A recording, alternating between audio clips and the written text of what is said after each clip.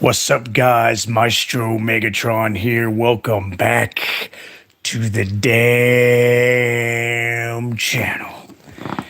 As promised, I'm back tonight doing a live stream chat of John Carpenter's 1978 original Halloween, 45 years later.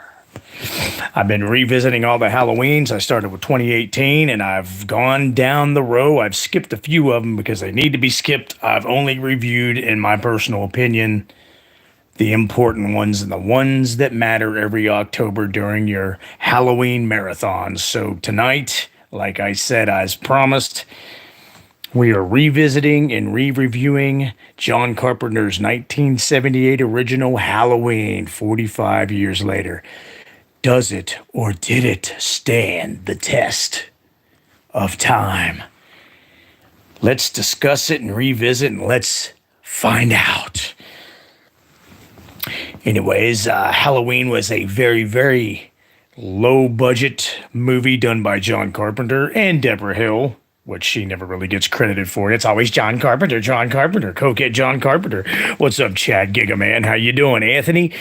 It is the test of time. I'm glad you're here, Anthony. I been watching your videos, man. You got yourself in quite a dilemma there, buddy, with Michael Myers in your neighborhood, sir.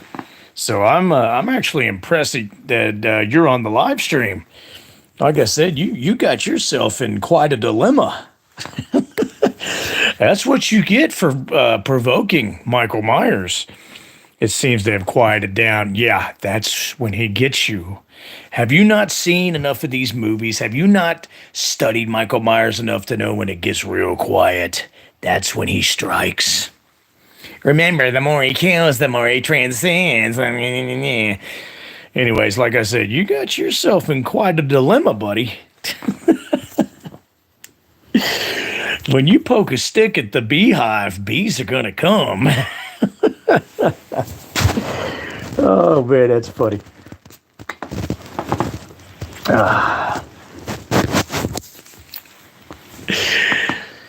So, yeah, John Carpenter and Deborah Hill's creation of Halloween back in 1978. It was made for only $325,000, I believe. And the reason the $25,000 got tacked on is because that's what they had to pay Donald Pleasance to come play Dr. Loomis in the movie. I don't poke the beehive, I throw gasoline at it. Yeah, okay, Anthony. We'll see as this live stream goes, because like I said, I can't say it enough. You got yourself in quite a dilemma, buddy. What do you think about that, buddy? I'm pretty hyped up. I'm in a good mood. I'm in a good, goofy mood as we live stream chat and revisit Halloween 45 years later. Joel, what's up, buddy? Good to see you on the live stream. Good to see everybody is alive and well. And I want to, let's first of all, just say that happy Halloween, guys. It's not quite Halloween here yet where I'm at. I got about 10 minutes, but I know the time difference with you guys. It's Halloween already, so happy Halloween. And we got the bubbly.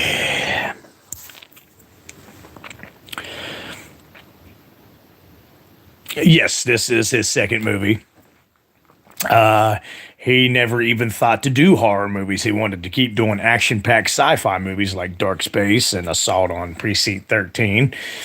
But Halloween, the original Halloween done by John Carpenter and Deborah Hill. I'm going to keep adding that because Deborah Hill never gets enough credit. It's always Cokehead Carpenter. They made it for a mere $325,000. Like I said, that $25,000 was the money that they borrowed off Mustafa Akkad to get Donald Pleasance to come in to play the psychiatrist and the doctor of Michael Myers, Dr. Loomis. So there you go. There's a little trivia, which I'm sure you guys already knew that anyways. And even though it was only made for only $325,000, they made millions off of it. And it was all by word of mouth. Because when it first went to the theaters, it actually bombed. Critics and fans and moviegoers were saying it was stupid, it was tacky. Why did they make a movie like this? But because of word of mouth, people talking about it, like the next day or the next night, people started piling into the theater more and more to go see it. Therefore, they made millions. Was this covered? You already read that. Sorry about that, guys. Bubbly must be getting to the Maestro Megatron's head. But what few you were on the? I know I've been coming on a little bit later. That can't be helped. I got a lot of things to do during the day, but nighttime is the right time to do this stuff. Asylum, happy Halloween. Good to see you. Welcome to the live stream. Make sure you guys are hitting the like button as you're hopping on the live stream. I got bubbly on both sides here. So by word of mouth, the people who went and saw it in the theater the first night, more and more people started piling in to see it. And it made millions. They made it for $325,000, like I said, and it made freaking millions. Stars Jamie Lee Curtis, Charles Cyphers, PJ Souls from Carrie. It stars Nancy Loomis, who plays Annie, PJ Souls being Linda. And basically, it was just supposed to be about a killer that stalks babysitters, which the original title for Halloween back then was going to be The Babysitter Killers. But Irwin Yablans didn't like that because it was his idea for John Carpenter to come up with this horror movie. And he said, I want it based in Halloween. How about we just call it Halloween? So they did the research through the decades, and there was no other movie that went by the title Halloween. So there you go. Therefore, The Babysitter Killers or The Babysitter Murders got changed to Halloween, the iconic horror movie franchise that it is today. Asylum, don't get me started on the keys. The keys. No. Jamie Lee Curtis couldn't act back then, and she still can't act now. The keys. Tommy, open up. It's me. And she was in Rock and Roll High School. Oh, yeah, forgot about that. Nancy Stevens' acting was horrible. Yeah, but, I mean, although it was horrible, Nurse Marion Chamber, Nancy Stevens being Nurse Marion Chamber at the beginning of the movie, where they're getting ready to pick up Myers from Smith's Grove Sanitarium to transfer him and put him in court to have him stayed restrained, not let him out. It's her and Donald Pleasance, which is Dr. Loomis. They're going to pick up Michael Myers. And yeah, her acting's a little shaky, but like I said, she's in the original that we're talking about. She's in part 2. She's in H2O. And hell, she's even in Halloween Kills. And she's died twice in both timelines. Absolutely freaking ridiculous. Asylum, what took Michael so long to come outside when he was chasing Lori? I think either he stopped to take a piss, or when she was pounding on the neighbor's door, he might have thought maybe one of the neighbors had came out, and he was just kind of chilling and waiting to see if anybody else came out of their houses, because he didn't want to be seen by anybody else. And I think he was chilling to see if the coast was clear. And then once he noticed that nobody was coming to help her or running outside their house, that's when he started walking across the street to kill her. Asylum, my favorite scene is when he came out of the shed. Oh, yeah, perfect. When she's upstairs and discovers the 3 bodies, which it's Annie and Bob and Linda, she backs up against a door frame, and she's crying, and she's terrified, and she's whimpering, and then from the shadows from behind, you see his white mask come slowly into the shot, and he raises up his knife to take a stab at her, but just grazes her arm, but she takes a tumble down the staircase. And we find out later in Halloween 2, the sequel 3 years later, that takes place in the same night, she didn't break her ankle, she just cracked a bone, sprained wrist, and the stab, not necessarily, the slash wound on her arm. The sound of the wind in the movie is amazing, especially when she's going to the house. Yes, the whole atmosphere. Let's just get this out of the way right now. Halloween 45 years later, John Carpenter's Halloween 45 years later from 1978 is still the legendary, iconic movie that it is today. I know I said in the thumbnail and in the description of this video, has Has it stood the test of time? Well, fuck yeah, because it's always the number one, everybody's number one go-to movie. Not just in October, not just in Halloween. When they want to watch a scary movie, it's their number one go-to movie to pop in and watch. So yeah, definitely Halloween. John Carpenter's Halloween, 1978, has definitely stood the test of time. And back then, when I watched it as a kid, I gave it a 10 out of 10. So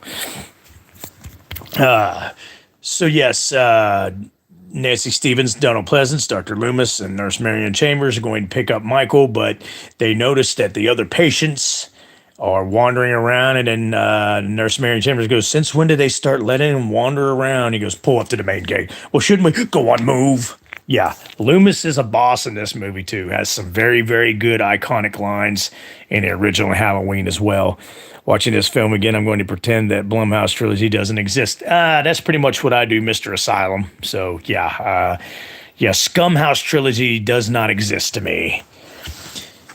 So Loomis runs up to the front gate, and there's a telephone out there, and I'm sure he's trying to telephone ahead, letting everybody know that the patients are out wandering around in the rain. And then jumping onto the car is Michael Myers' Nick Castle.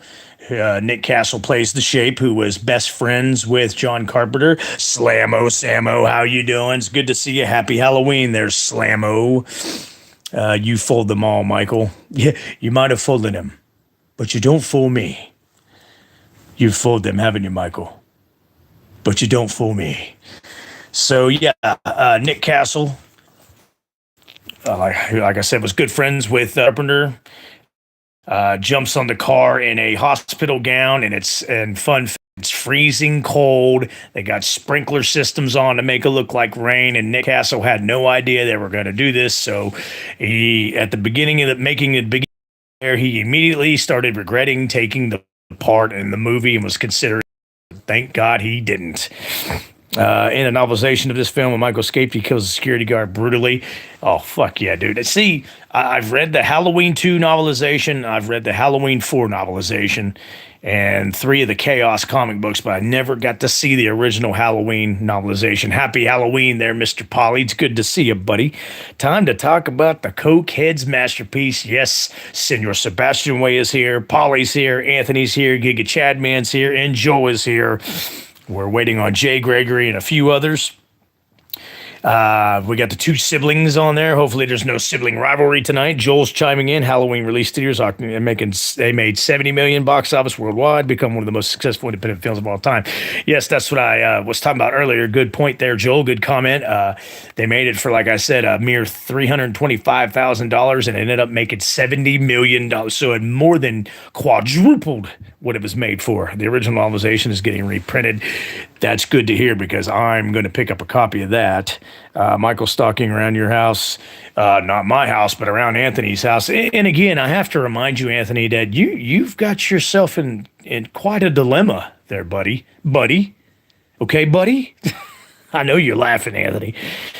Can't wait to wear my costume. I can't wait to see videos and pictures of that, Polly. She watched it for the first time today. Oh, no shit. Slammo Sammo. Finally watched the original the godfather of the Halloween franchise. 1978 John Carpenter Halloween original. And I'm sure she probably thought it was a little boring, but toward the end she probably got into it. That's what I'm guessing, Sebastian. Let me know if I'm right.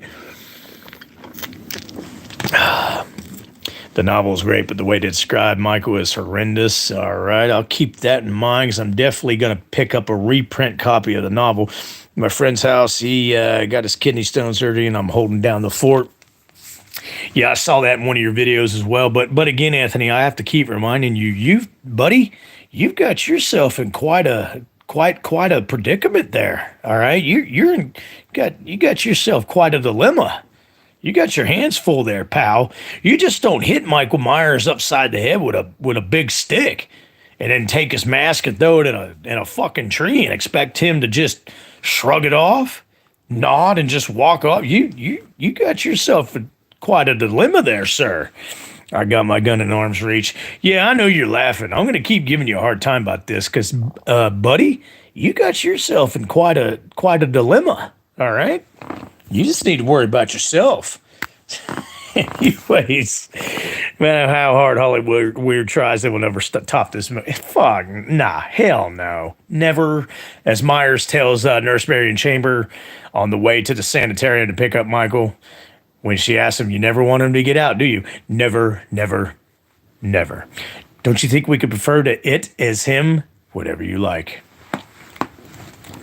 That's about the time she lights up about her 15,000 cigarette and puts it on the puts pack on the dashboard and notices. That's when Loomis first notices the Rabbit in Red Lounge matchbook, which is a clue later on in the movie. He's going through such trauma. Yeah, hey, let me tell you guys something. He's got himself in quite a dilemma, I must say. The novelization was probably written before they got the mask. That's probably what happened. So yeah, Nick Castle in just a hospital gown jumps on the car. He's playing Michael Myers, of course. Breaks open the window, gets Nurse Marion Chamber, Nancy Stevens, out of the car. Then Michael Myers jumps out of the car, gets in the car, and drives off. And in runs Dr. Loomis into the scene as he drives off. He's gone. The evil is gone. And that's where it all begins. Still the scariest Halloween buy date. Yes, sir. I totally agree with you.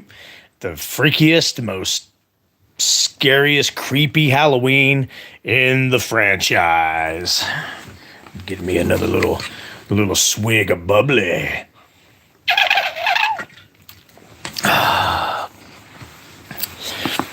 Something else I heard about in the Halloween novelization, a lot of people were questioning and speculating, how the hell is he driving a car?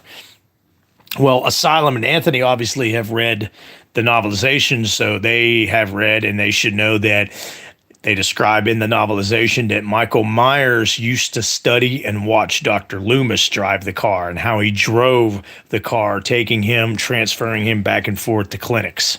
So yes, I do know that part of the novelization, and you guys can confirm it if you like. When we get in Myers singing Rocket Man, boy, it's gonna be a long, long time. That's a Will Shatner joke. I get you, Giga Chad, man. A lot of these other people won't get it, but I get it.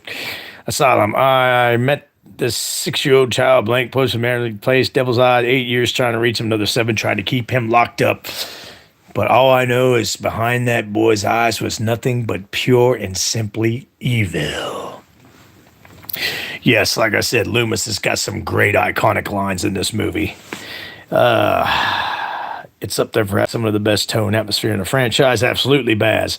There's a scene in novelization where Sheriff Brackett shows Laurie some self-defense techniques. Wow, never heard about that one. That's pretty interesting. And by the way, Anthony, you've got yourself in quite a dilemma, buddy. Because I realized what was living behind that boy's eyes was purely and simply evil.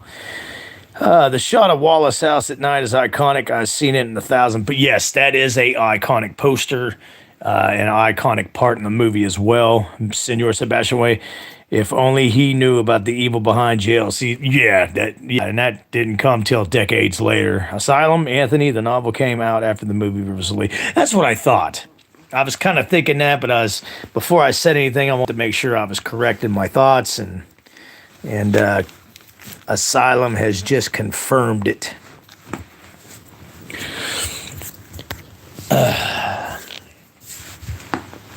So yeah, that's how Michael Myers, played by Nick Castle, which, let's get into that real fast. Nick Castle is the godfather of Michael Myers. The way he moved, the way he glided around the camera, the way he slid into scenes, it seemed like he floated into scenes. The way he lurked and walked and stalked was perfect. It'd be nice if he would get a box set with the novelization. Yes, that would be cool. Asylum, the novel came out in 1979. That's what I figured. But before I said anything, because I didn't know if I was 100% correct, I wanted to get confirmation on that. Rewatching Brackett seems kind of creepy, always hiding behind people, peepingly. Peepingly. Yeah, I like how he sneaks up behind Loomis at the Myers house, touches him on the shoulder. He goes, "Whew, Jesus, are you all right?" Yeah. I have a feeling you're way off on this. Only thing going on is kids pulling pranks, making out, getting high. I have a feeling you're way off on this. You have the wrong feeling. Lydia, how you doing? Pookie wookie schmookie dookie kitten sugar plum pum bum berry. Yes, that is one hell of a nickname that I just got on this live stream. Good to see you, Lydia. Welcome to the live stream. That's probably one of the best nicknames I've had on this live stream. I wonder if it was based off the original screenplay or not. Then it's based off what, the novel? No, I think it's somebody else's vision and idea. I'm good as well, Lydia.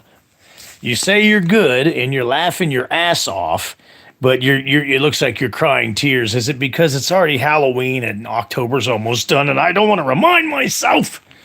Asylum. He also had a brown leather belt where he stashes the knife in the novel. I'm really, if they reprint this like Anthony said, I'm going to have to go out and get the novelization and read this shit. Asylum. Michael also talked in the book as a kid. I did hear about that, and that's the only thing that kind of, I think that's the reason why I never read the novelization of the original Halloween, because I didn't like that part. Less than 24 hours left in the best month to be a YouTuber. You got that right. That's why I'm doing this live stream tonight. We're revisiting Halloween 1978, 45 years later, and that's why I'll be doing another live stream. I guess here later on tonight on Halloween night, I'm going to be live streaming with trick-or-treaters and a lot of other people, the professor and Anthony, and possibly Asylum if he's up for it. And it's going to be one hell of a Halloween live stream. Bubbly. Lydia is giggling her ass off right now. It was the boogeyman. Was the boogeyman? As a matter of fact, that was. No, as a matter of fact, yeah, Jamie Lee Curtis was the boogeyman. Giga Chad, man, after Rob Zombie Halloween, I don't like that part either. Yeah, it might have been cool when you first read it back then, but now that Rob Zombie ruined it the way he did, not really looking forward to it. So, Chad, man, you got a good point. Joel, Jamie Lee Curtis' first acting film debut. She's an unknown actress at the time, later became big Hollywood movie star. Yes, and the only reason she was even considered and got the part is because of her father being Tony Curtis and her mother being Janet Leigh, of course. I also didn't like that Michael heard voices commanding him to kill. I like the mystery. Yes, I'm with you on that, Asylum. That's a good comment, good point. Senor Sebastian Way. I don't mind Michael as a kid talking, but as an adult, I don't want to see any skin besides his hands. It's almost religious. I really, absolutely, positively agree with you on that one. So, yeah, Dr. Loomis is leaving the sanitarium the next day, and he's outside with Dr. Wynn, who becomes a iconic character later on in the series. And he's arguing with Dr. Loomis. I'm not responsible, Sam. Oh, no. If precautions weren't strong enough, maybe you should have told somebody. I told everybody. Nobody listened. He's like, what do you want me to do, Sam? I want you to get back there on that phone, tell him exactly who went out of here, and tell him exactly where he's going. Probably going, I'm wasting my time. For God's sake, Sam. Haddonfield's 140 miles away. He can't even drive a car. He was doing very well last night. Maybe someone around here gave him lessons, which is a clue for Halloween 6 to come. That's foreshadowing. He also growls in the novel. Well, he did kind of grunt and growl a little bit in the original movie, if you listen close as well. I don't Sebastian, JLC didn't do much in this. Anyone else could have played this probably better. Yeah, trust me, Baz, when it comes to that and her, I totally freaking agree with you. It's going to be an illustrated reprint. That's interesting. Oh, by the way, Anthony, you better just kind of worry about yourself right now. You got yourself in quite a dilemma, okay, buddy? So Loomis takes off on his way to Haddonfield because he knows in his heart and his gut that Michael Myers is heading back to his hometown in Haddonfield. Did he really get driving lessons? Yeah, and if it was anybody that taught him, it was definitely Dr. Wynn, because he'd been his handler, come to find out, in part 6 this whole damn time. The way he killed Annie in the novel is much gorier. Oh no shit! I can't wait to check that out. If the dog starts barking, don't. Yeah, if Lester shows up in the kitchen next to Anthony while he's making Jolly Time popcorn, then we need to start worrying here on the live stream. By the way, Anthony, you got yourself in quite a dilemma, buddy. So later on, you see a scene of Dr. Samuel Loomis at a payphone back when they had payphones, and he's on the phone. I'm assuming to the police station in Haddonfield, and he's like, he's on his way because I know him. If you don't, it's your funeral. Then he finds the old Phelps Garage truck on the side of the road, finds the gown, the hospital gown that Michael Myers was wearing the night that he escaped and stole the car. He pulled a GTA. Not only is he a mass murderer, but he's a GTA artist. Then he later finds the matchbook of the Rabbit and Red Lounge that Nurse Marion Chambers was chain smoking with. I noticed the scene where Loomis is standing in front of the hardware store. If you look closely at Michael's face, he looks right and left before. Oh yeah, well I mean, even when you're a psycho mass murderer killer that's driven by madness and the supernatural, you still should always look both ways. Don't answer any phone calls while making popcorn, Anthony. Yeah. Like I said, if Lester comes up beside you, you're about to be ripped apart by the family dog, Anthony.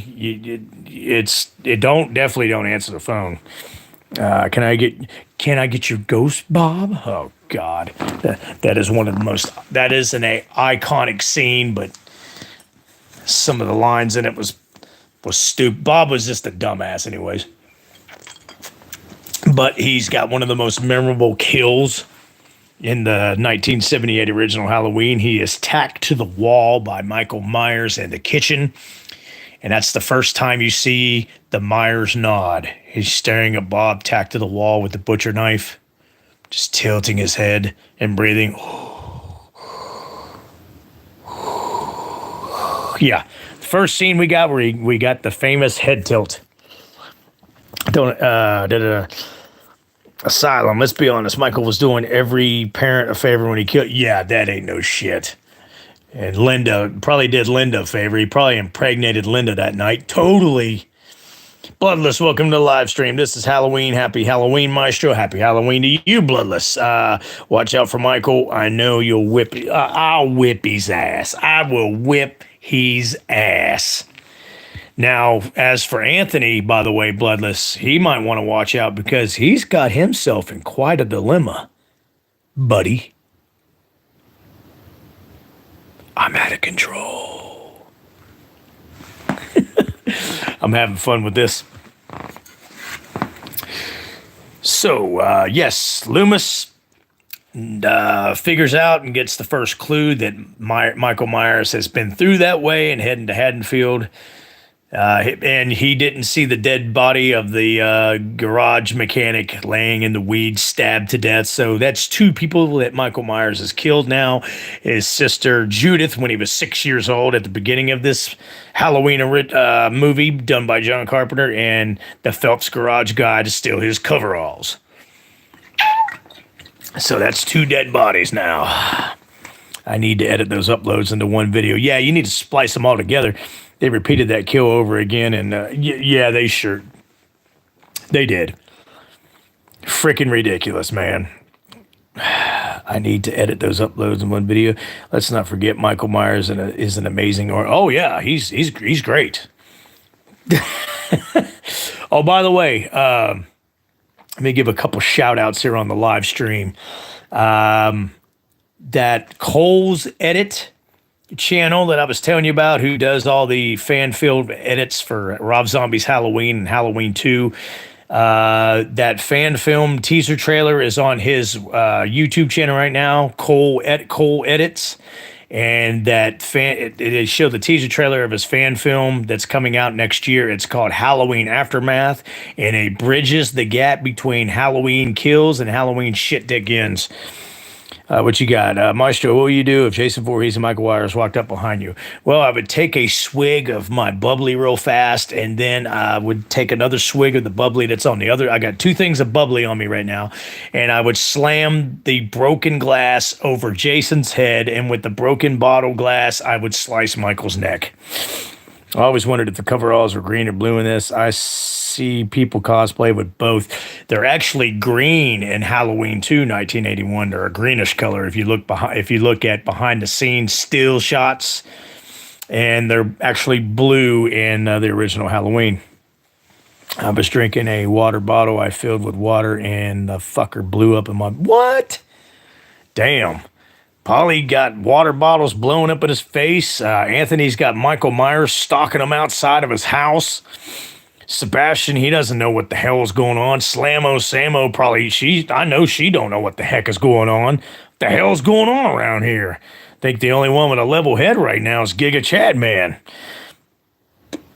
I think he is in perspective. He was creating on a haunted house. Gotcha. My damn mouth is... Oh, good God. So that was a very lethal water explosion. Then there's Friday the 13th in the beginning, where it looks like there were two pairs of coveralls used. I never looked that close, but I will check that out. Bloodless, look who's back. Look who it is. Yes, the sparkly vampire. Bloodless Legacy is back. We had kind of decided last night you were the reverse vampire. You slept at night but sucked blood during the day. But here he is at night, folks. We were all wrong. A long time no hate, Polly. Yes, we're all friends here on the live stream. Some scenes it looks blue, other scenes it looks green. Gotcha. Yeah, next time I'll be revisiting all the F-13 movies next month for November. That's what I got lined up for us. And when I get to a new beginning, I will definitely check that out, Mr. Anton. By the way, Anthony, you might want to worry about yourself right now. You got yourself in quite a dilemma, buddy. Asylum. In the original, it was spruce green. It looked blue in the night because Dean put bluish filter over those scenes. Very interesting, Mr. Asylum. That's a good fact. Thank you for that. Bloodless, long time, no sucking. Polly says, sup, Bloodless. Yes, we're all one big happy family on the live stream, and we don't know how much time Anthony's got on this live stream. He might be on borrowed time right now. As a matter of fact, on AMC is Halloween 2 right now. I was watching that before I got in the live stream. I can watch Halloween 2 over and over and over again. Sucking blood, you mean? Yeah, what's on your mind there, Bloodless? Was it cool when Michael got stabbed in the eye? By the hanger in the closet? Yeah, apparently Michael didn't like that too well, because he actually dropped his knife and put both hands over his eye, which I wouldn't want to take a poke to the eye by a bent hanger either. Tim Atkins, Dr. Chalice, welcome to the live stream. Best mustache on the live stream, best mustache in Halloween. Happy Halloween to you as well. And it is very spooky, because let me tell you about Anthony. Anthony has got himself in quite a dilemma, Tim. Well, let's just say I was fish. Okay. So, yeah, Polly and Mr. Tim Atkins, Mr. Mustache, we are revisiting tonight our last Halloween in the franchise that I'm going to revisit. We're doing the 1978 original. I'm getting fumbled by my words here. Too much caffeine. The 1978 original by John Carpenter, Halloween 45 years later. Anthony, I had an incident with Michael. Yeah, and that reminds me, not to sound like a broken record, but Anthony, you got yourself in quite a dilemma, buddy. Hopefully Lester the dog don't show up and start growling beside him while he's making his Jolly Time popcorn.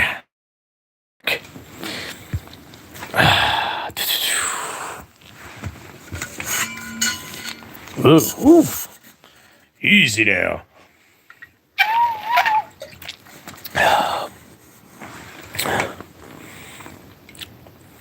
Yeah, get ready to call the news stations and tell them, stop it. The last channel's still on. Stop it.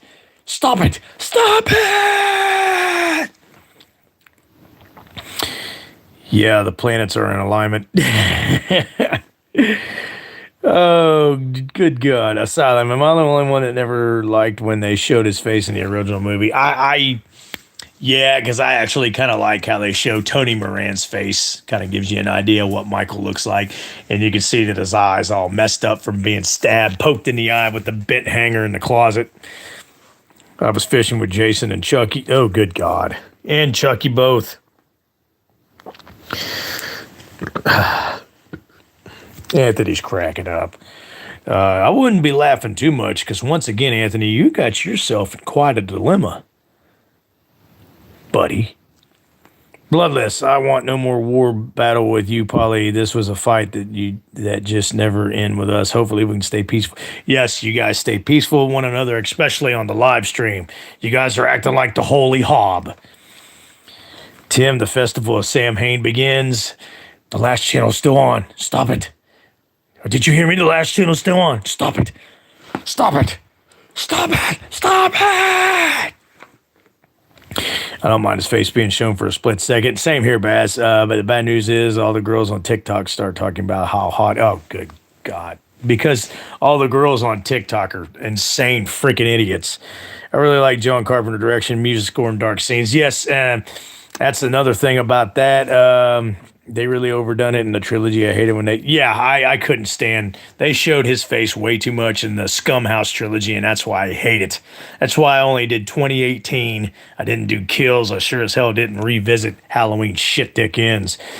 But the music, the theme song, the theme music at the beginning with the jack-o'-lantern during the credits, and the score that John Carpenter added after the movie was made is the saving grace of the movie, and that's why it did as good as it did. Because during the test screening at a college where it was like an acting class or a class of directors that they wanted to be directors, never going to school for it. He showed that movie to that classroom of inspiring directors, kids, basically college kids, without music or a score in it. And they said it was the worst thing that they ever saw. So he went back, added the music, added the Halloween theme. And because let's face it, the score in all the Halloween movies is basically an entity of its own. It's mainly one of the main successors in the Halloween movies. I don't think they know Tony Moran's reputation. Nah, well, all girls on TikTok are freaking leftist, insane bitches anyways. Anthony, I really want to know what their obsession is for showing his face was. I got you. Polly, you do accept my peace treaty. Just drop it, Bloodless. Chucky told me he was going to cut my dick off and then don't buy him a Lizzo. Oh, okay. Well, hopefully you bought him a Lizzo burger. We don't need no dickless Polly. They threw it in your face. That he's is an old dude. Yeah, they sure did. Asylum. That's a good way of looking at it. Okay, Bloodless. We won't bring it up again, but he accepts your peace treaty. So let's do the live stream and talk about Halloween, the original, 45 years later. But yeah, the score and the Halloween theme music is what really makes not only the Halloween 1978 original, but the whole Halloween franchise and all the sequels. He went from being the Terminator to Joe Butt. Good God. Don't even say that son of a bitch's name out loud. Let's just keep it together. By the way, Anthony, I wouldn't be talking too much shit because you got yourself in quite a dilemma, buddy. I know everybody's cracking up. If Samo's on here, I know she's cracking up. She just cracks up at the sound of my voice, I think. Happy Halloween, everybody. Yep, Senor Sebastian Way definitely laughing. Yeah, I wouldn't want to be in your shoes right now, Anthony, because I'm tired. You know, I'm tired tonight, and I wouldn't want to fiddle with the shape tonight. Last screams I heard were going far in the opposite direction. All right. Well, you just keep telling yourself that there, buddy. Great Polly, hope your Halloween night goes well. Oh, you might have to fight Michael Myers. He's stalking it. Yeah, you don't have to worry about Myers at all because, Anthony, you got yourself in quite a dilemma, sir. Buddy. It's this caffeine, y'all. It's all this caffeine. Let's see what you got, Asylum. Dave McCock made a video about the extended clip when Michael got up and walked away. Oh, okay. Gee. I might have to check that out just out of curiosity. I'm 6'2", and I put on the boots. It makes me look 6'4". Then you're one big ass Michael Myers. Then, yeah, I definitely got to see some pics of that and maybe a video, Polly. We need the almighty Tim Atkins mustache to kill Michael to save Anthony. Yeah, it might take Tim Atkins, especially with his mustache, to save Anthony's hide tonight. Save Anthony's ass. Sebastian Asylum, I heard about that. Apparently someone on the crew has the footage and has never shared it. Oh, no shit. So they don't show it. He's just talking about it. I got you. I would like to see that footage, though. But I'm glad they did it the way they did it at the end of the original 1978 Halloween. I like how they didn't show him getting up. I like how Loomis just goes to the edge of the balcony and he's gone. So I like that. I like that ending a lot better. And another good fun fact about 1978 Halloween, Donald Pleasance asked John Carpenter at the end if he wanted to. I knew this was going to happen. The surprise look when he noticed that Myers is gone after he shot him 6 times. I shot him in the heart. And he falls off the balcony, or he asked Carpenter, "Do you want me to have the look on my face?" I knew this was going to happen, and Carpenter told him to do both, and he decided to have Loomis do the "I knew this was going to happen" look. Am I finally on time? Yes, you are finally actually on time on the live stream, Bloodless. Anthony, I did pretty good on those considering I improved everything. Yep, you. But again, Anthony, you might want to just worry about yourself because you got yourself in quite a dilemma, buddy. Dave McCock did a shit job about forgetting watching the video. He talks too much. Yeah, that's why I unsubbed him years ago, Asylum. I can't listen to that stupid big blabbermouth idiot talk just to hear himself because he's in love with his own voice. So Sebastian should have been left as it is, and him walking is much more effective. Yes, totally agree. But I love the look Loomis gives after he shoots him off the balcony 6 times. Looks over the balcony, he goes,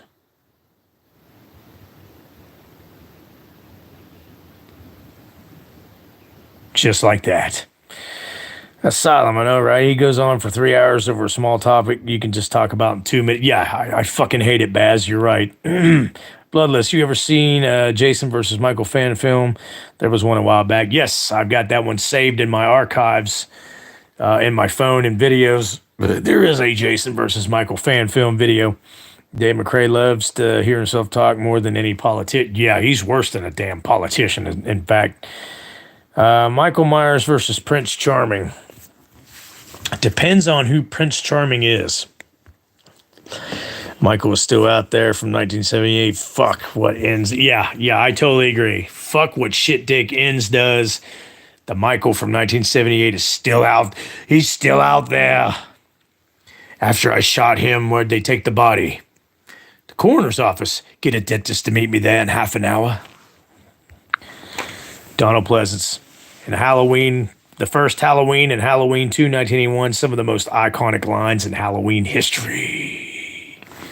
I'm out of control. Sheriff Brackett, yeah, Lee Brackett. Yeah, I'm Dr. Loomis. I need to talk to you when you get a chance. Well, it might be a few minutes. I got to finish up here. It is important. 10 minutes. I'll be here.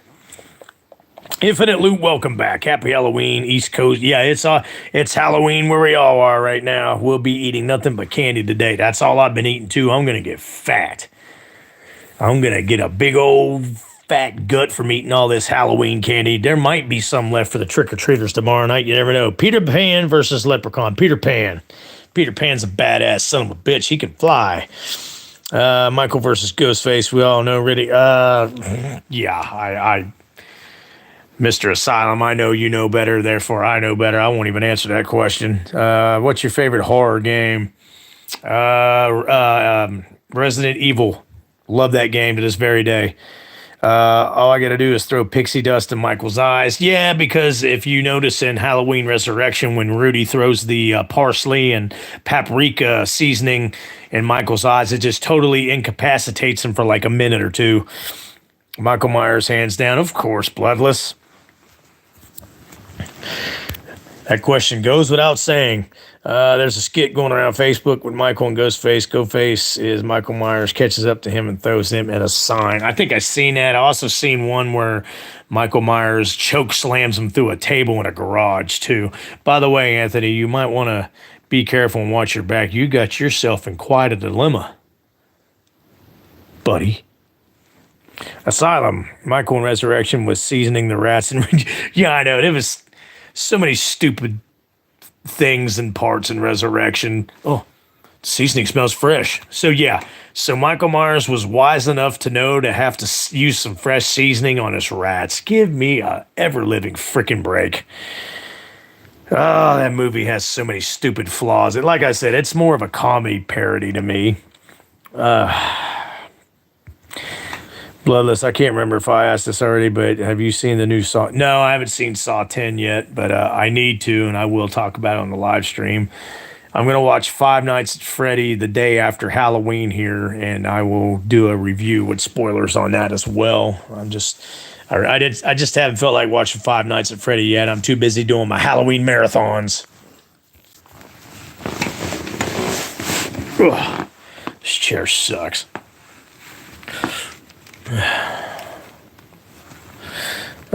Dude, you like the idea when it's implied that he ate a dog in 78? Yeah, because it just shows just how inhuman that he really is. And I love that part too. What's that? Look, he got hungry. Maybe it was a skunk. Could be. No man would do that. This isn't a man. Since I'm back, you already know what I'm finna say. Blah, blah, blah, blah, blah. Oh, after he just called peace treaty, Polly. Really? You're going to start with the blah, blah, blahs? Oh, buddy, buddy, buddy. Watching this movie makes me admire the kills flashback scene. Also ripped out of the movie. Hope the show does something. I hope so too, Baz. I really do. I hope they go back to a flashback scene like that as well. They show the dog in the flashback. Oh yeah, that's right. They do. They show the dog laying there on the floor. Have Michael go to another town or something after evading the yogurt. After he kills the yogurt. Imagine if Corey got trapped in one of Jigsaw's trap. Okay, we're not bringing up Corey tonight, Bloodless. That's enough. That is enough. I'm not talking about that. I don't even want to say the one Halloween movie that he plays in. Just nope. No one has brought that up but you, and no, I'm not talking about Corey, brother from another mother, Bloodless. There you go. Don't even say that son of a bitch's name out loud. Let's just keep it together.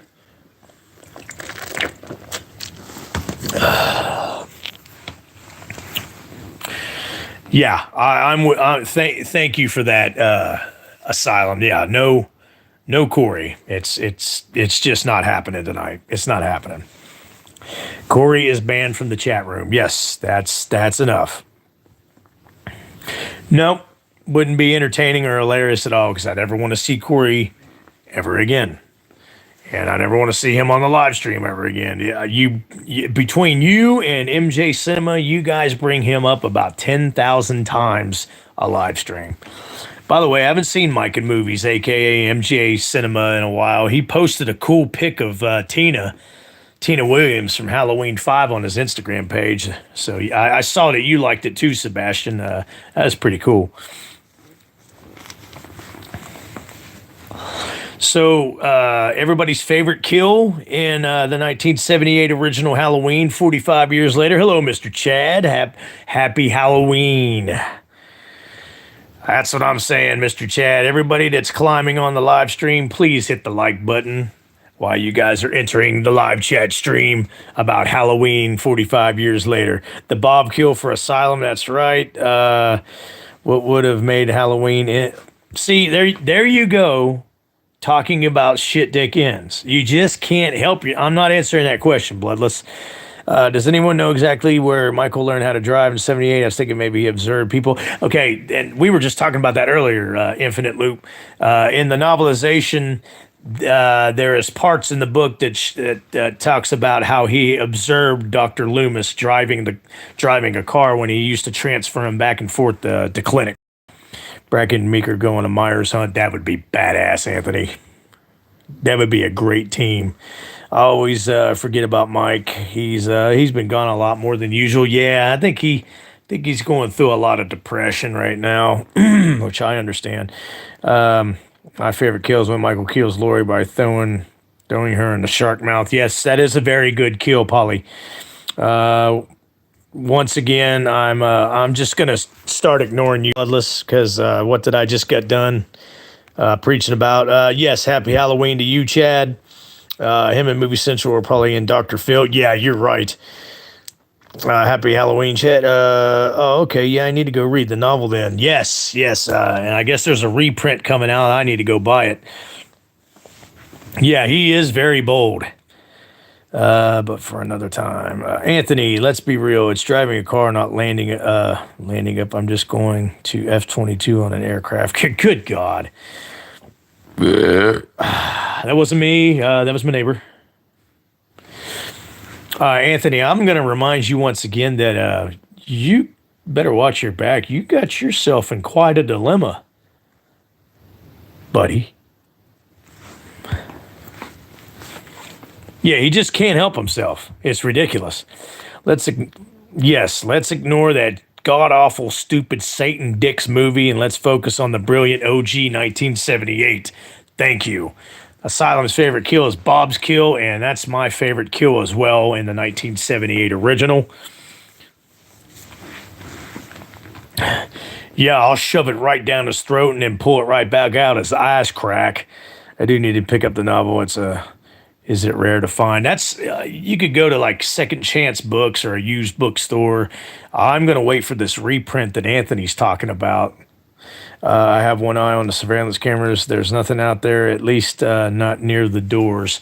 And that's good, Anthony. But let me tell you something. Let me remind you once again that you got yourself in quite a dilemma, buddy.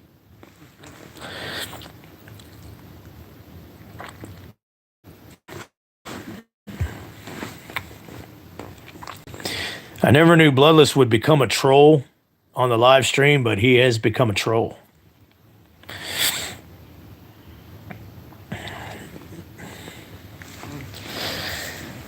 The car kill was pretty cool. Michael was sneaky and stealthy. I love that part because as much as I love the Annie character played by Nancy Loomis in the original Halloween, she is a very dumb bitch. She goes out there the first time to try to get in the car to pick up Paul, singing her stupid song, her love call to Paul. The car door's locked. No keys, but please, my Paul. So she goes back in the house, picks her hair with a pick in the mirror because she has a perm in her hair, and then goes back out to the car, and it's not locked anymore. Gets in the car, and then she's like, wait a minute. And notices the windows are fogged up. Who the hell could be fogging up the windows? And then it's the Jack in the Box effect, as John Carpenter called it in the making and documentary of Halloween. You see Myers pop up like a Jack in the Box and then starts strangling her, and he's doing that growl. And then he sees that he's wasting his time just trying to choke her, so he gets the knife from behind, slits her throat.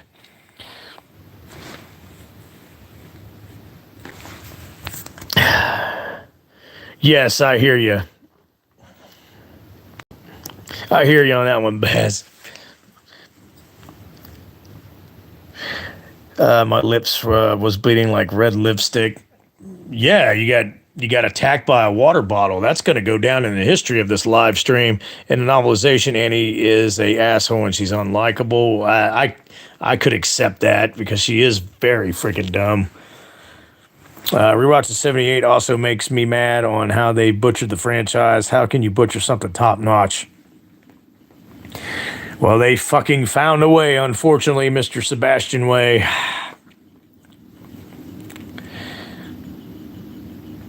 Don't put me in timeout. I'm only joking. You're getting pretty close, Bloodless. I ain't gonna lie.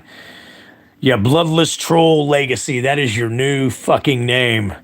If the TV series ends up being complete woke dumpster fire again, I'm over it. I got my 78 H2 and I'm fine. Totally agree. I'm glad Sebastian made this comment, and I'm going to go ahead and highlight it. I totally agree. This is my last. This is the last chance for the Halloween franchise. If the TV series is good, I'll continue to give the new stuff a try, but if it fails and it's woke and it's a piece of shit political left-wing message, social message, I'm done with the Halloween franchise. I will only watch the originals, just like Sebastian said. Totally agree.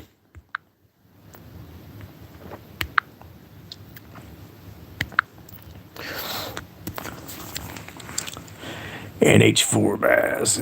Yes, don't forget Halloween 1 and 2 and then H4. Asylum is right. Bloodless Vampire Legacy is my true name.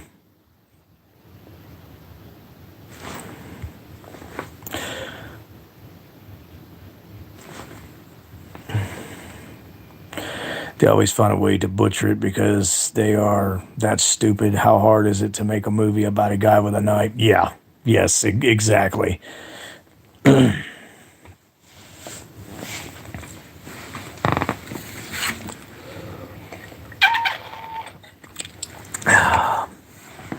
Bubbly.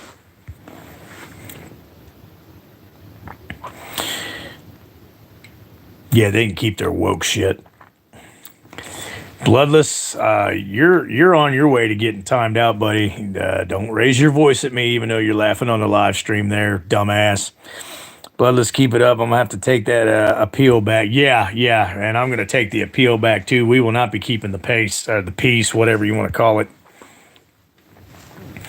Whatever you're on tonight, man, I hope you start coming down off of it.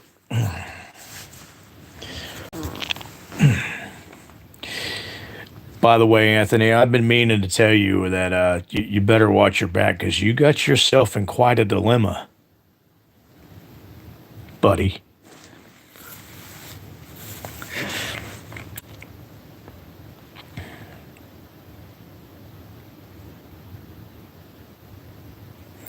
Maybe you should stop feeding on people who are legally over the limit.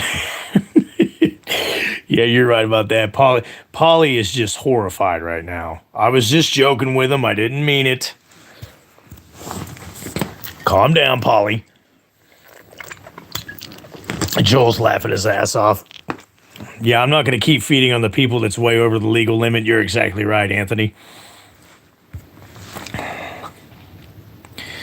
So yeah, I love the beginning. I love the Halloween theme at the beginning of the original 1978 Halloween. It first shows the pumpkin, the jack-o'-lantern coming in on a close-up on the jack-o'-lantern. Infinite Loop, my favorite part about 78 was the tension build-up. Yeah, like Michael gets closer and closer until his presence is fully realized when it's nighttime, and then it gets crazy. It gets crazy, and then it's too late. You're exactly right, Infinite Loop. Good comment.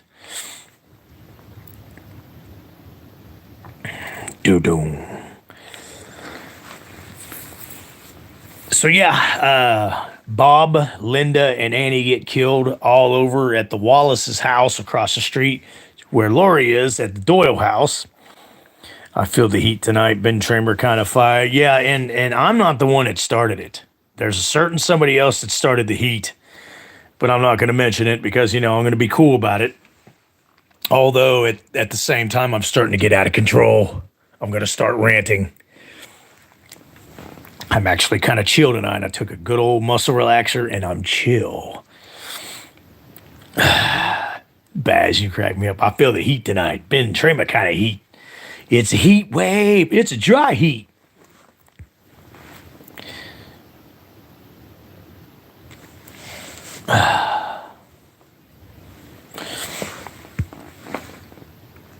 So like I said, Lori's three friends over across the street in the Wallace house get butchered and massacred. So she decides to go over and investigate the house, which Michael is basically luring her over there because when she looks across the street from the window, the lights come on, then they go off. He's literally luring Lori over to the death house. Polly, hot Cheeto stains versus Doritos. Hot Cheeto stains for sure, Polly. Asylum. Dead Meat said you can see Michael's face holding a knife in the jack-o'-lantern opening. I don't see it either. People have been saying that for decades about the jack-o'-lantern poster holding the knife. I can't see his face.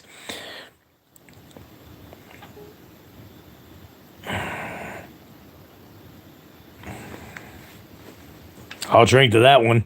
Here we are a year later, and shit Dick Gins is still breaking up for... Yeah. And not only that, but you guys were on my live stream where I ranted and expressed how much I hated it for like 2.5 hours last year, and it's still being brought up on the live streams by certain people,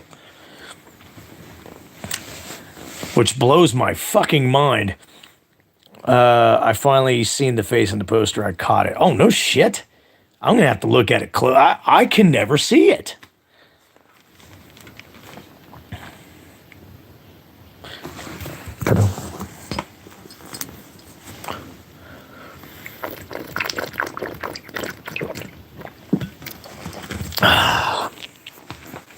It wasn't me. It was my neighbor.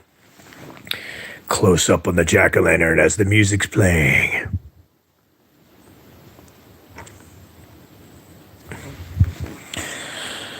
On the opening scene, I can't see it as I sat there like Sherlock Holmes for an hour and finally figured it out. Gotcha.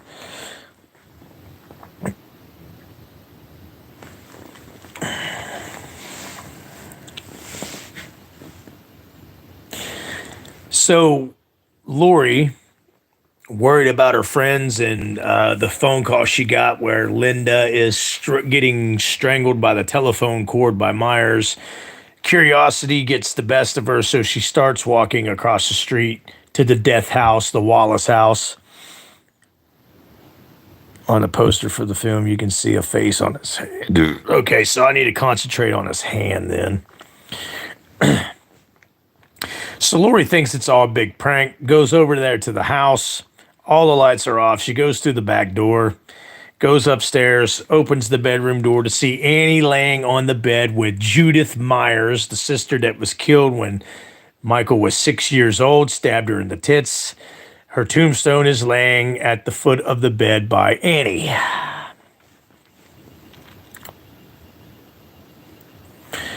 And I heard people say that it's paying homage. Okay, good deal.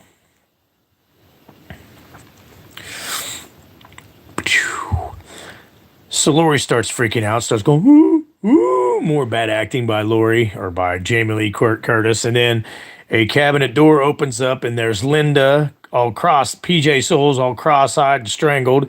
And then another door opens somehow, and there comes Bob swinging, dead. He took him off the wall, or he tacked him on.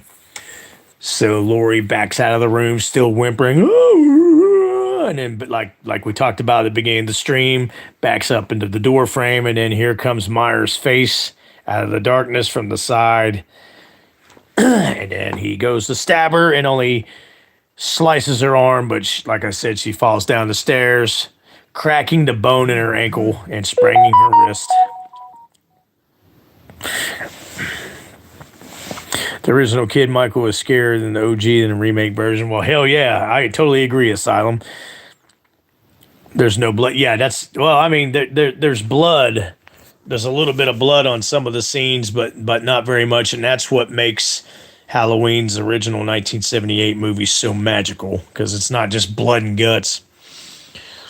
Let's be honest, there is no way that knife was holding Bob's butt. I know, and a lot of people bring that up. The great Tom Savini, special effects artist, hates that scene because the body wouldn't be staying stiff the way it is, tacked to the wall. But I mean, back in 78, they just thought they would do it that way, in that fashion. So, but I agree with you, Asylum. So Lori gets up after falling 2 flights down the stairs and getting sliced in the arm. And Michael Myers is close behind her at the top of the stairs. And I guess it takes psycho killers 3 times longer than any human being to walk down the stairs, because the time that Lori goes to the kitchen and locks it, it shows Meyer walking down 1 flight of stairs for almost 5 minutes. I hate when that bothers people a lot when it's a movie about a supernatural killer. I agree, Sebastian. That's why I ignore it. I ignore it and I accept it how it is. What if you were Michael Myers, Maestro fighting Lori? The movie would be maybe 2 minutes long because I would have got the job done. So Myers is taking 5 minutes to walk down the staircase to run after Lori. Lori locks the door to the inner part of the kitchen and tries to get out the back door that she came into, but somehow Myers had been behind her the whole time when she first went to the house and put a rake blocking the back glass doors so Lori can't get out. Myers starts breaking in the door to get into the kitchen to get her and gets it open. Lori's still struggling with the back door with the rake up against it, but she smacks her palm of her hand on a pane of the glass and moves the rake and gets it open.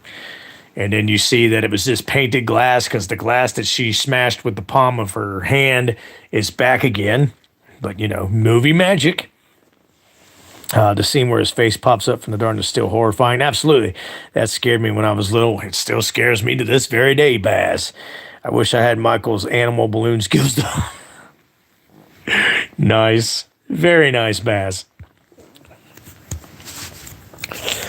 So the chase resumes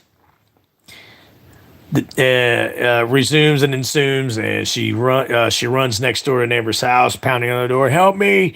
Please help me! The neighbor turns on the light, looks out the blinds. Can't you hear me? Please help me! And then they turn off their lights, so she runs back across the street. And the keys that you see that she puts in her pocket, for some odd reason, are no longer in her pocket. I guess they fell out when she fell down the flight of stairs.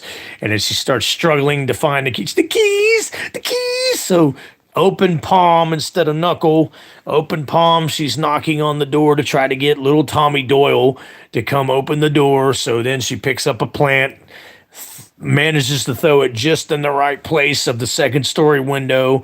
Somehow it wakes up Tommy Doyle. Who is it? It's me, Tommy, open up. Oh, okay. So Tommy Doyle very slowly walks to the door, opens the door, and she says, Get Lindsay and go back upstairs and lock yourself in the closet. Who is it? Is it the boogeyman? Do as I say. Then she notices one of the side windows are open with a drape blowing in the wind. Obviously, Michael Myers got in that way. I don't know, Baz. I often wonder that. If she wasn't Curious George, maybe she wouldn't have got herself in quite a dilemma like Anthony's in. Buddy.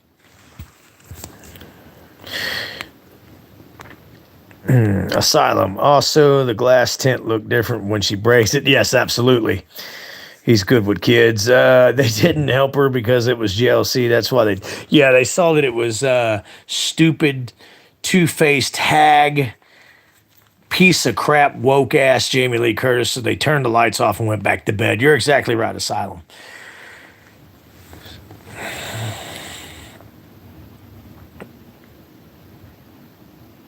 It's like it's time for school. Yep, pretty much. He mopes to the front door and finally lets her in.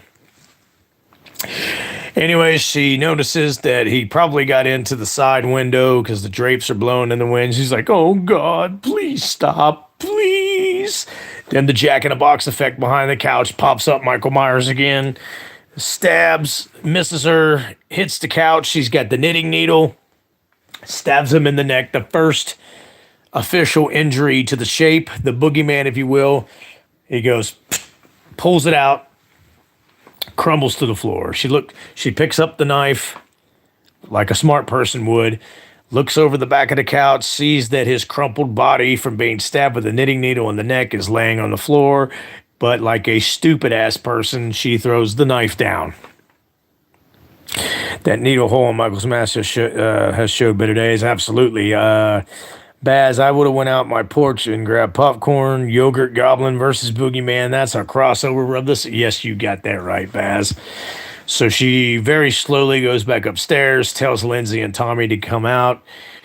And she's like, don't worry, I took care of him. I killed him. And Tommy Doyle's like, no, you can't kill the boogeyman.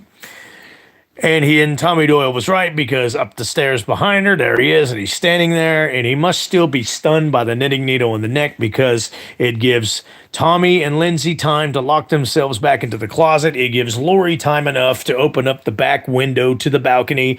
Also gives her time enough to go into the closet with the sliding doors and tie it with a necktie. And then he starts to move to the bedroom. So he must have really been stunned by the knitting needle to the neck. We need the Yogurt Goblin versus the Couch Goblin.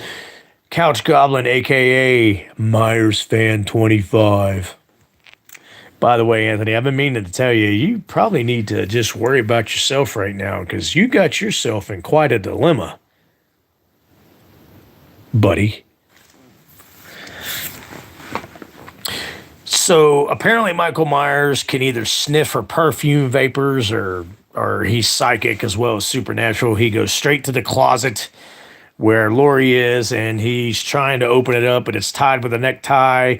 And so he starts to break the closet door, which is a cool ass scene in this movie. And by the way, a little fun fact: the Michael Myers that is breaking into the closet where she is in that scene is actually Tommy Lee Wallace, the set director, set producer, and set director, wearing the Michael Myers costume, because he knew where to hit the closet door and what panels to hit so it would break. So that's actually him in the mask. Yeah, evil never moves. You should do a funny skit wherein she's knocking on neighbor's door asking for help. Then when you see her face on window, you car active. Yeah, that's a good idea. I think in November I will do a little skit like that, Asylum. That's a good idea. So yes, that is Tommy Lee Wallace, the set director, set producer, wearing the mask and breaking the closet door to get into her. And he's turning on the light, then turns off the light, and he goes to reach down to grab her, but she has already bent a hanger and made it pointy and pokes him in the eye. And no matter, I don't care, give a shit who you are, even Michael Myers, you get poked in the eye with anything, whether it be a hanger, a finger, a dick, whatever. You're going to cover up your eyes. So he drops the knife. Once again, she very, very smartly picks up the knife, stabs him in the chest. The second wound to Michael Myers. Pulls the knife back out. He crumbles back down to the floor like he did with the knitting needle to the neck. Like I said, she was very smart to grab the knife and stab him with it. But what does she do when she inches around his body laying on the floor? She throws the knife back down like the dummy that she is. Baz, one shot with Michael outside people think was Deborah Hill, but Tommy Lee Wallace said it wasn't, which confuses me. I've seen that documentary.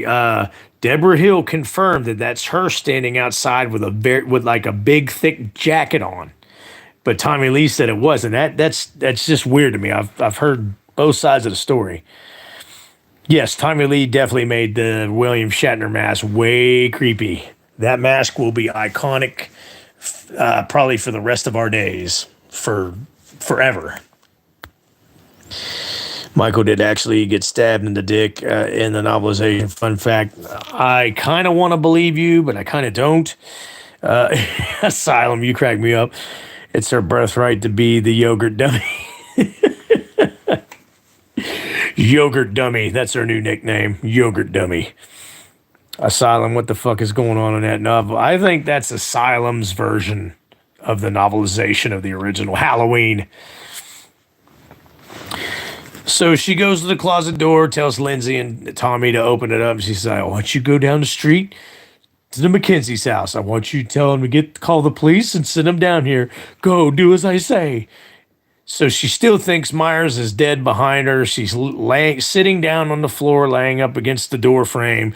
And in one of the best iconic parts in any Halloween movie in the Halloween franchise, the shape slowly sits up and then turns his head and notices Laurie is still there. So he gets up and she gets up and she's walking out in the hallway. Myers attacks her, starts strangling her, and more great acting by Jamie Lee Curtis while he's strangling her. She's going, you know what part I'm talking about. She unmasks him. We see a quick shot of Tony Moran's face. Here comes the badass Dr. Loomis. Shoots him once. He falls back into the bedroom. Loomis follows, points the gun, looks into the bedroom, and Myers is just standing there breathing. Shoots him 5 more times. Down he falls off the balcony. It's their birthright to be the yogurt dummy. The novel sounds like Rob Zombie wrote it. Yeah, no shit, Baz. The Undertaker so much. Yeah, and what's cool is The Undertaker actually gives the credit to that movie for the initial sit-up like that he did in the WWE all these years. Trick or treat, yogurt fucker. Yeah, that's a good one, Paulie. I like that. Trick or treat, yogurt fucker. So, shoots Myers 6 times. I shot him 6 times. I shot him in the heart. Before he goes, looks over the balcony. Laurie Strode looks over at him. Was the boogeyman? Loomis looks over at her. As a matter of fact, that was. Looks over the balcony. Myers is gone. Then the music plays, and Loomis is looking down at the body being missing after he's been shot 6 times. And he knew this was going to happen, so he just looks up slowly, eyes wandering, kind of looks to the left. Then it shows each part of the house and the Wallace house in the neighborhood you hear Michael breathing, you hear the Halloween theme, and then ending credits. 45 years later, the original Halloween, 1978, still stands the test of time with me because I am a true Halloween fan. I gave it a 10 out of 10 when I was a kid. I still give it a 10 out of 10 to this very day. So, yes, Halloween 45 years later still stands the test of time, and it will forever, even after we're long gone and dead. Yes, Jim Wilburn is the stuntman that took the fall off the balcony. You're exactly right. Asylum, he passed away a few years back. You're exactly right. The robotic sit-up makes it look like an animatronic, so inhuman-like. Yes, Nick Castle did perfect on that part, Sebastian. There's a Friday the 13th novel called Carnival of Maniacs. Not only does it feel like it was written by Rob Zombie, but 2 characters are Rocker and his wife that are clear Rob and Sherry stand-in. Yeah, that doesn't surprise me. By the way, Anthony, I've been meaning to tell you that everything that's been going on with you tonight, you got yourself in quite a dilemma, buddy. Thought I forgot, didn't you? Oh, man.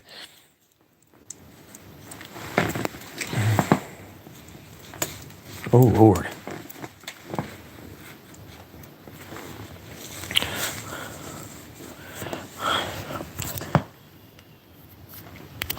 Yeah, no shit, Baz. Don't even mention that son of a bitch's name out loud. Let's just keep it together. So, yeah, this has been a great live stream talking about the iconic Halloween, John Carpenter's Halloween from 1978, 45 years later. This has been a great revisit of this iconic, legendary cult horror movie slasher flick classic known as Halloween. Joe, there was a Halloween extended cut television version. Yes, I've got that DVD of that, by the way. And I think it's in the Blu-ray or 4K pack as well, is it not, Anthony? It's been a while. I can't remember.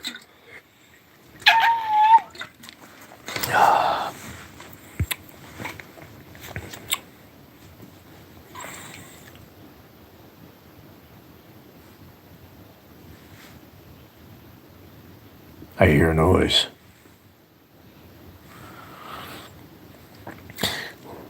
Maybe I got myself in quite a dilemma now, buddy. Yeah, the 4K Blue has the theatrical cut and TV cut. Okay, got you, Anton. Extended cut, which is hybrid of the two. Whoops, wrong movie. I was watching Hatchet 3. I admit it was cool when Michael ripped out the headstone.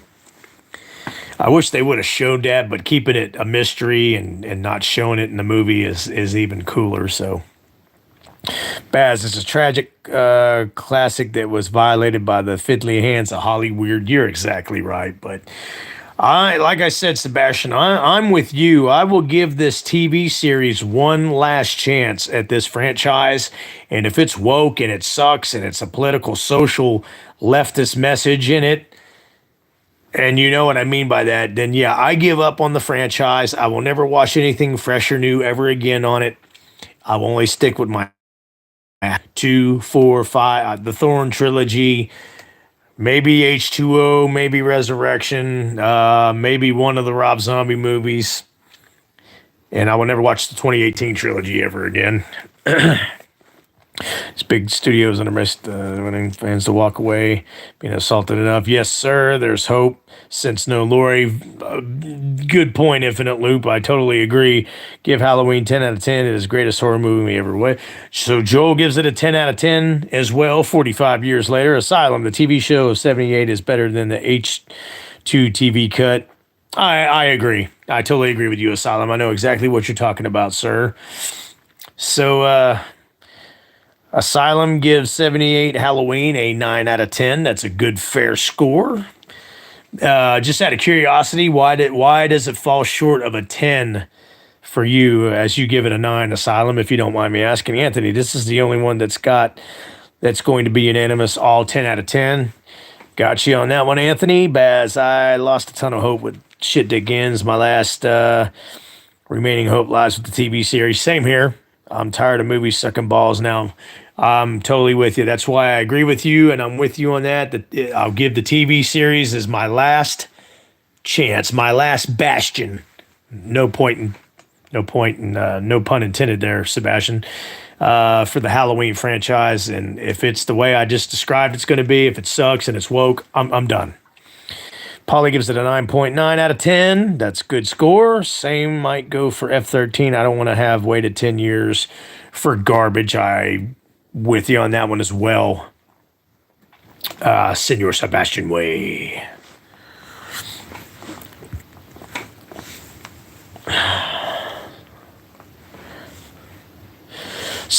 Because of the poor acting by Jamie Lee and by Nancy Loomis as Annie, I can see. Okay, like I said, I agree with your score. 9 out of 10 is great, but yeah, I can see where you're coming from with the acting from her and Nancy Loomis.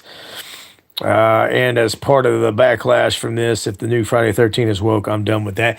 I'm gonna agree with you on that one too, and stick with that as well, Anthony. I'm going to watch it again on Halloween Day. So you're gonna watch it today, Mr. Joel. In fact, like I said, I got AMC on right now because I'm too lazy to put a Blu-ray on. Halloween 2 is on as we speak right now. I was thinking of that before I hopped on the live stream. I think part 4 comes on after Halloween 2, then part 5, so I'll be tuning into that. Asylum, but overall the story of the movie is a 10 out of 10. Gotcha. Good scores, guys. Good live stream, too. We're all in agreement that Halloween 1978, John Carpenter's original Halloween 45 years later, has stood the test of time and will forever stand the test of time. Baz, I give it a 20 out of 10. Amazing movie that redefined horror, and it wasn't for that movie, we wouldn't be here now. You're exactly right. My channel wouldn't be here. You guys wouldn't be here on the live stream, so you speak the truth, Mr. Sebastian Way.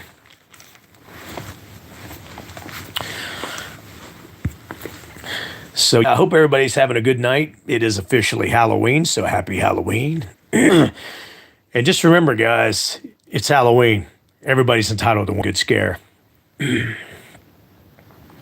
John got some good coke back then. He needs to go back to it. That ain't no shit.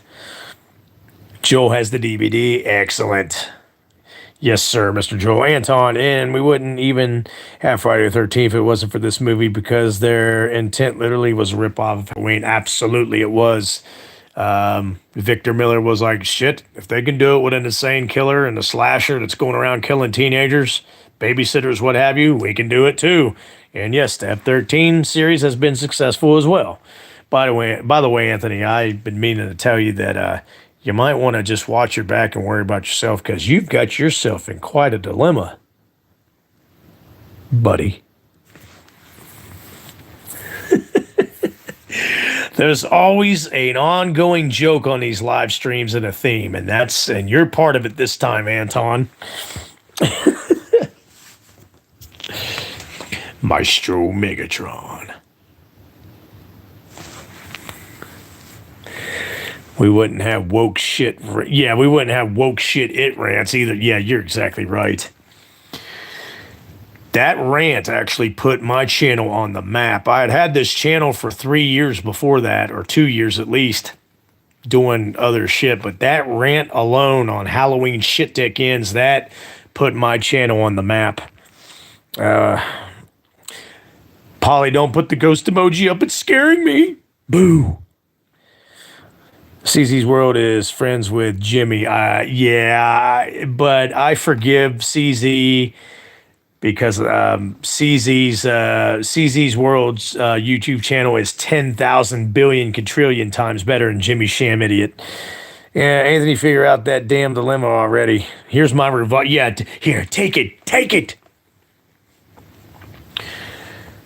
Anthony, I don't have to tell you again, I hope. I hope I don't have to tell you again.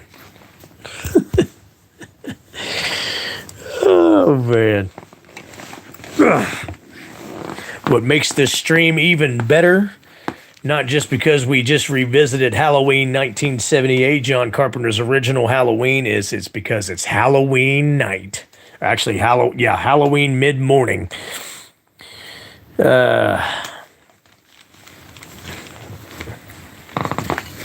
Little bit of the bubbly.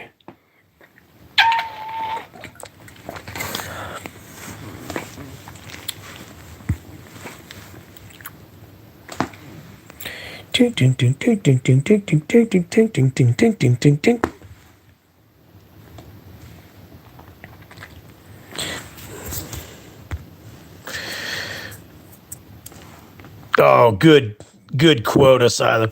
Hey, Lonnie, get your ass away from there. Where's the costume? I don't really, since I was sick in the hospital, I didn't have time to get a costume or a lot of other things. So when I do my live stream tomorrow night, Halloween night, it's just going to be me as the Maestro Megatron. I never had a chance to get a costume this year because I was laid up in the hospital. Yes, Jay Thor, happy Halloween to you as well. Welcome to the live stream. We just got done revisiting and re-reviewing Halloween. John Carpenter's 1978 Halloween, 45 years later. I'm going to watch a shit ton of Halloween flicks tomorrow. I'm going to be high on the spooky. Me as well, Baz. In fact, like I said, I'm too lazy to put a Blu-ray on, so AMC is showing them all night tonight and all day tomorrow and all night tomorrow. So I'll have AMC on for 24 fucking hours. Yes, happy Halloween to you, Jay Thor. It's good to see you. Better late than never. By the way, Jay Thor, what is your favorite part in the original 1978 Halloween, and what is your favorite kill? Us live stream viewers want to know.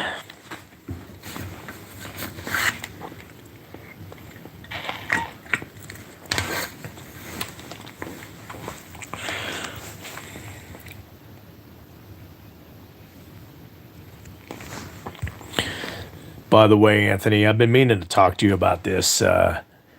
You got yourself in quite a dilemma, buddy. Yes, the lurking and the stalking in the shadows is the best part of the 1978 original Halloween. Yes, Asylum, I agree with you. That is a good fave to have. What's up, Anthony? Buddy.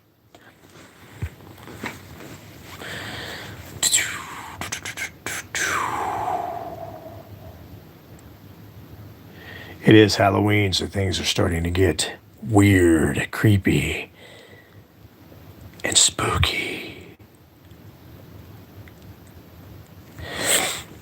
Annie's death disturbed me the most. The low-budget aspect added to that scene, making it feel real, especially Michael's grunting. I totally agree, Baz. His, I think he knows better than to start anything with me again. I'm going to have to disagree with you, Anthony. I just don't.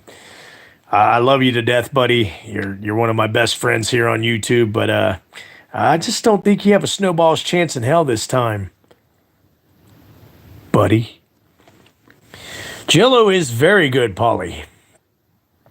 Don't deer the Reaper. Hell no. I'm not going to fear the Reaper, and I'm not going to deer the Reaper. Yes, the BOC song Blue Oyster Cult is playing in the car when Annie and Lori are smoking the most ugliest marijuana cigarette in any Halloween movie, any horror movie history. Scientists say that chocolate is made of rat hair. Well, I highly enjoy rat hair then, because I've been eating a shit ton of chocolate tonight. I know what you meant. I'm just playing along. Just trying to get some laughs out of some stuff.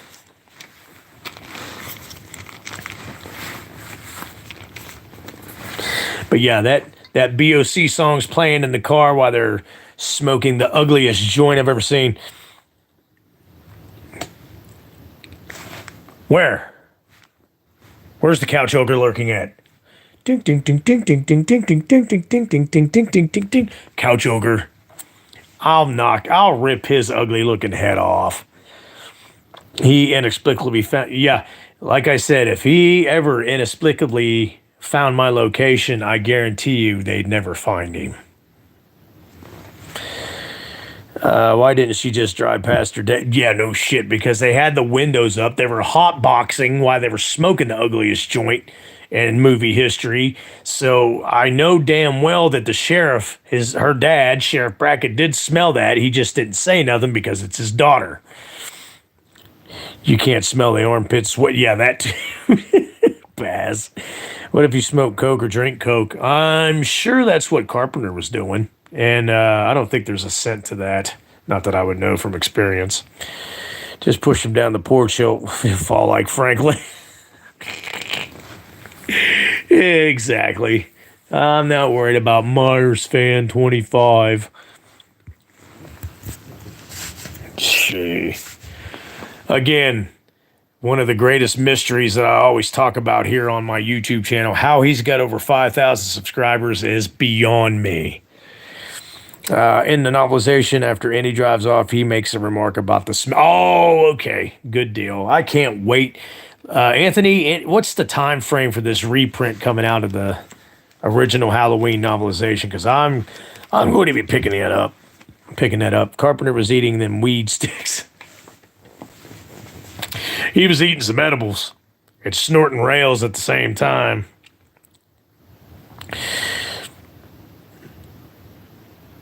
Yes, they do, Joel, and I totally agree with you, Mr. Joel. I was just about to say that, Anthony. I'll inexplicably have my revenge. Yes. And no, he won't, Baz. I'm not sure. I just read that it's in the works. I'll look that up after the live stream here, because I'm going to be up all night from all this fucking caffeine I've had. So I will look it up, and I will see what I come up with the reprint of the novelization. Sorry. By the way, Anthony, I'm glad to see you're still on the live stream, because you got yourself in quite a dilemma, buddy.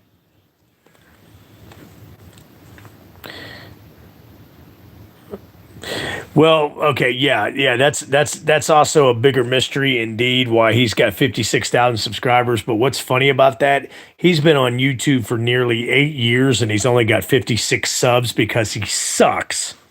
Same with Dave McCrae. He's been on YouTube for almost 10 years and he's only got 29,000 subs because nobody can stand his stupid shit.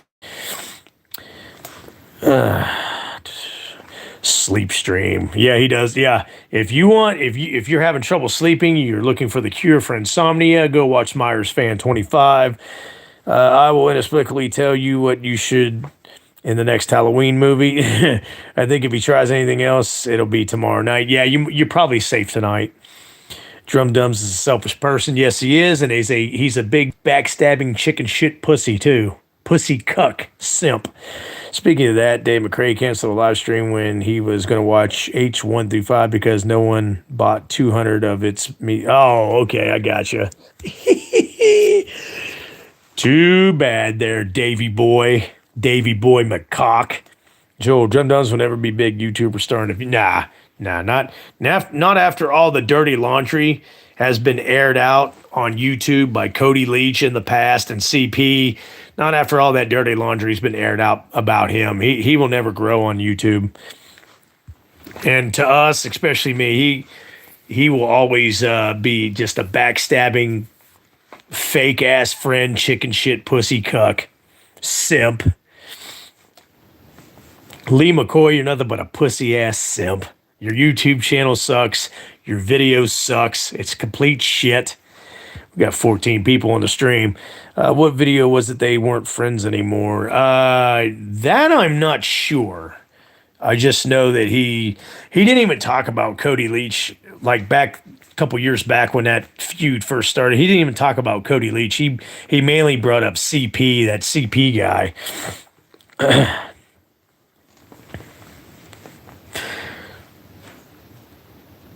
Well, yeah. Of course, his Halloween ranking sucks because he's a 2018 fanboy. He's a Hollywood dick sucking pussy cuck simp, is what he is. Ding ding ding ding ding ding ding ding ding ding ding ding.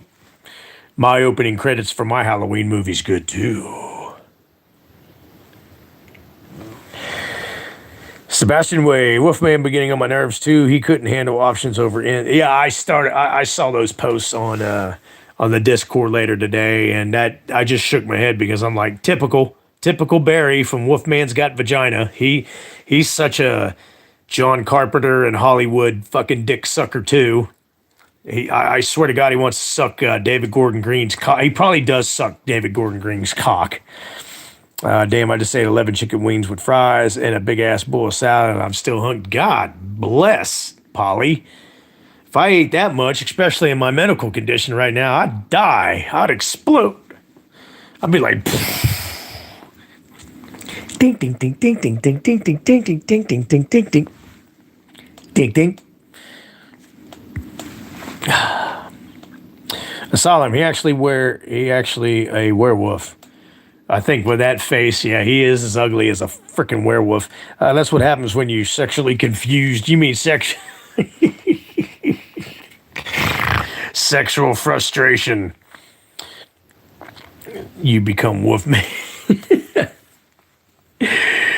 Hold up for just a few seconds, guys. I will be right back.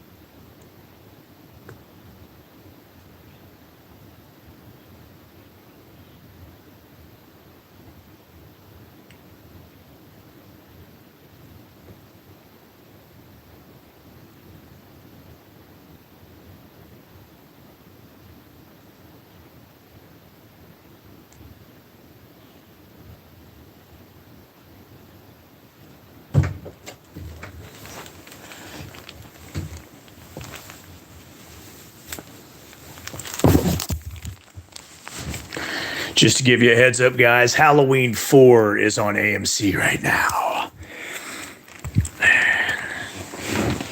Yeah, I shouldn't have said I'll be right back, because most of the time, you won't be back, according to Randy on the original Scream from 1996. Watch out for the couch goblin, guys. Jump scare.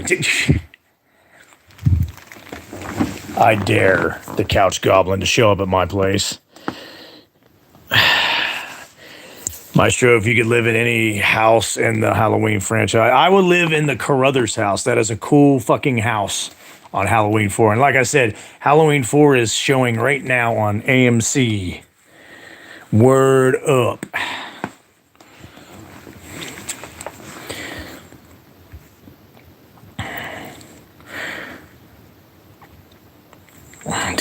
That's a good question, Asylum. How is everybody doing?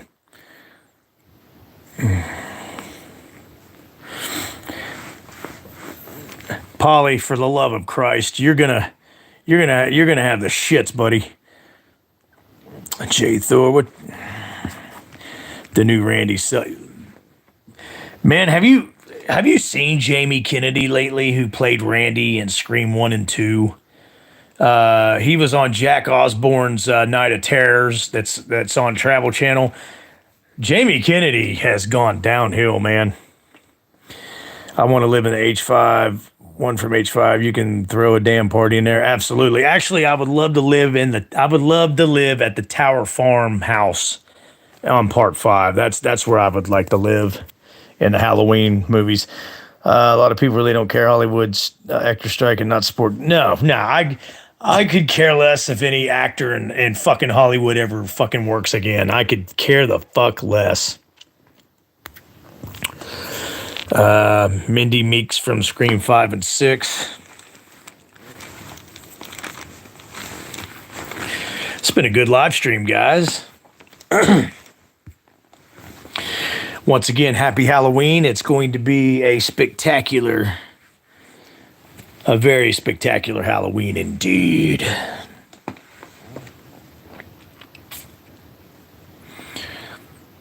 Slammo Sammo, I didn't even know you left. Please tell me when I'm supposed to carry these actors to make. Yeah, that ain't no shit, Anthony. I'm with you on that one. Good to have you back, Slammo Sammo. Jimmy Kennedy looks so high now and really, yes, he's got the worst beard I've ever seen, and he's so fucking high. He's like, when he's on Jack Osbourne's Night Terror, he's like, yeah, I really don't have a lot of hope. This is how he talks to. I really don't have a lot of hope for this psychic medium because I've been let down by a lot of psychic mediums in the past. Yeah, he's so fucking burnt out, it's not even funny.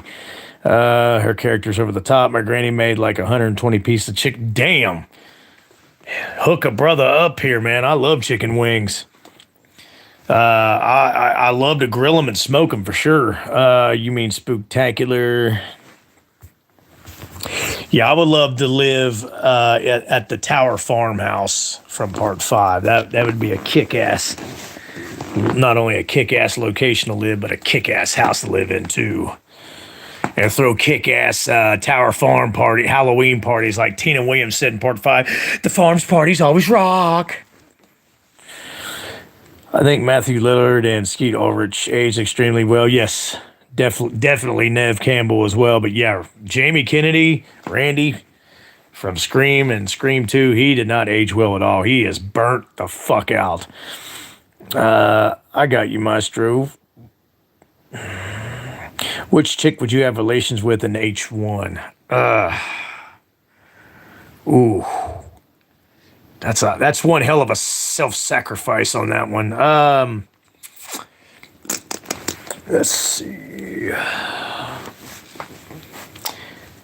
I'm going to get a lot of hate for this, but I would bone Annie. Yes, Slammo Sammo. Nev Campbell is beautiful. She was beautiful, is beautiful, and always will be beautiful. Anthony, Courtney Cox aged reasonably well until her facelift. Yeah, that facelift's fucking horrible, Anthony. Linda, totally. No, I would not. No, not Linda, for sure. Are you watching Five Nights at Freddy movie review? Yes, I'm going to watch it after Halloween. I got it on Peacock. I got it already set up and set. So I'll definitely be watching after Halloween and do a review on it. Jay Thor's cracking his ass up. If I'm going to do a Halloween party, I better get twerk on a girl. I'm just saying, yeah, Polly, no shit. Sebastian's cracking up. Nev Campbell is a good example of stay away from the facelifts age naturally. Yeah, pretty much.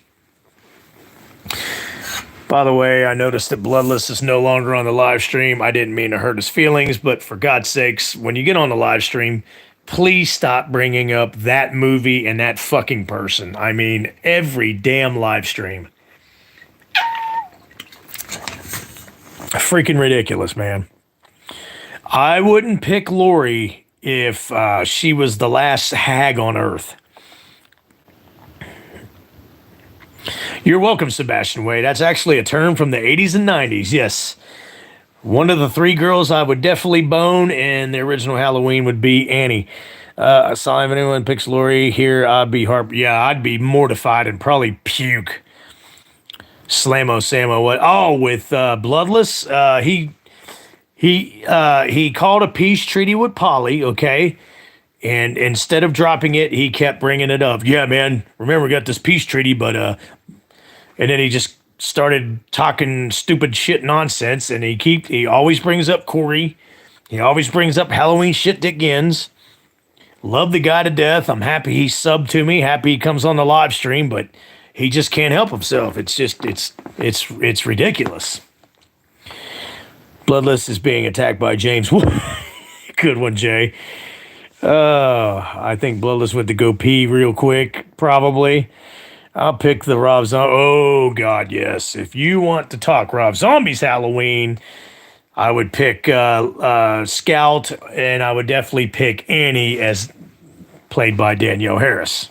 So that is a for sure deal on that one. Slammo's laughing. He kept saying it to annoy you. I thought you were going to remove him from the channel. I'm not going to lie. That's the first time ever I thought about removing somebody from my live stream or from the channel. And I was just about to do it.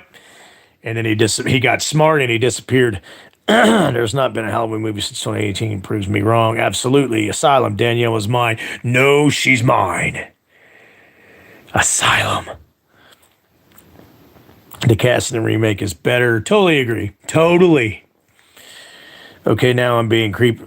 Not necessarily. I mean, you're just like any red American, red-blooded American in this country that has a brain and common sense in their head.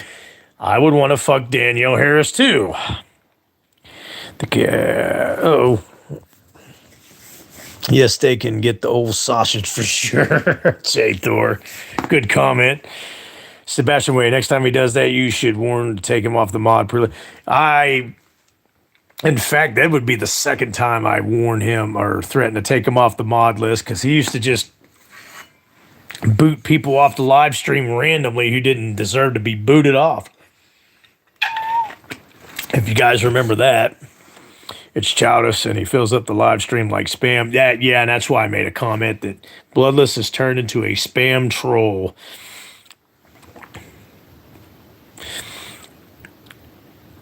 All right, so she's mine after all. I'll let you keep thinking that. Asylum. And what's the grimace emoji for, Slammo Sammo? What's wrong? What's wrong, Slammo? He likes to see how far he can push the limit. Yeah, he about got my limit and got booted off the channel. Some Five Nights at Freddy fans did not like to watch on stream at home. They're going to see it at the theaters instead, and that's confusing to me, and I roll my eyes at that too, Joel. I don't quite... I'm not going to the theater to watch Five Nights at Freddy. I'm going to stream it on Peacock. But what's wrong, Slammo? I know I'm 6'2", but my uncles were like 6'5", 6'6", so hopefully I still keep growing. Yeah, you might have a chance at that, because the men, they don't stop growing until they're 21. Females stop at 18. Locker room talk. Oh, sorry, Slammo. Yeah, everybody's starting to do that sweaty-ass perverted locker room talk here on the live stream. I personally apologize, Slammo Sammo. Sorry about that. I know Sebastian Way won't apologize because it's that sibling rivalry I talk about. I don't get the hype for that as much. It's mostly kids that want to see that. Yeah, that's why I'm just going to stream it on Peacock. Watch it like that.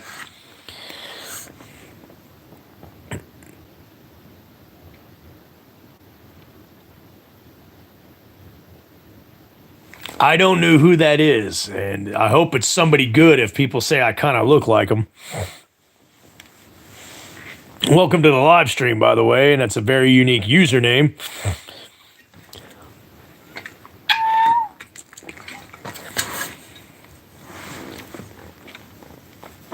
People are that blind. Yeah, no shit.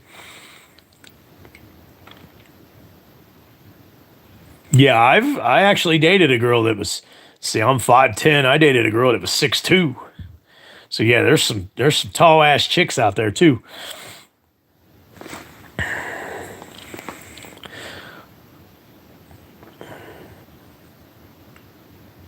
Oh, okay. Yeah, they're definitely blind. Yeah, that's not me. I just searched up and looked nothing like him. Yeah, it's just I dare say it's a troll because it's actually showing its face, but it's more likely a troll sent from either Dave McCock's channel or Dumb Drum Ass's channel or We Watch the Idiots channel.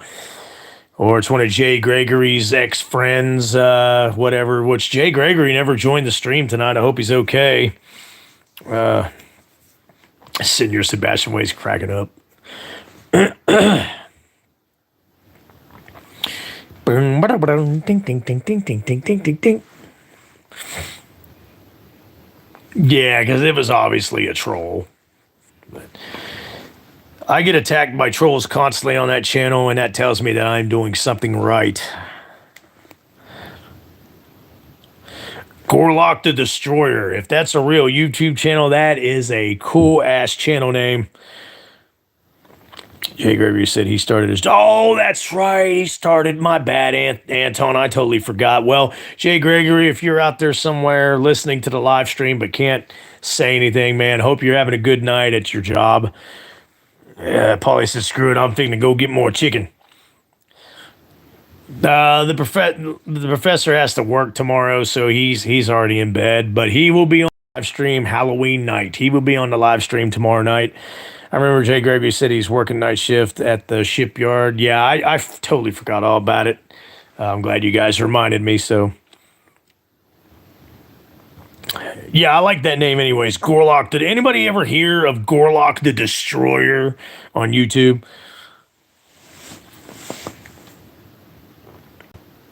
There you go, Polly. I said, yeah, go back to him. Find out if Freddie was box office successful, gross 103. Yeah, it made a hell of a lot of money there, Joel. Polly, you're going to be sick, too sick to eat candy tomorrow, man. You need to let up on the chicken wings, Polly. It's time, Michael.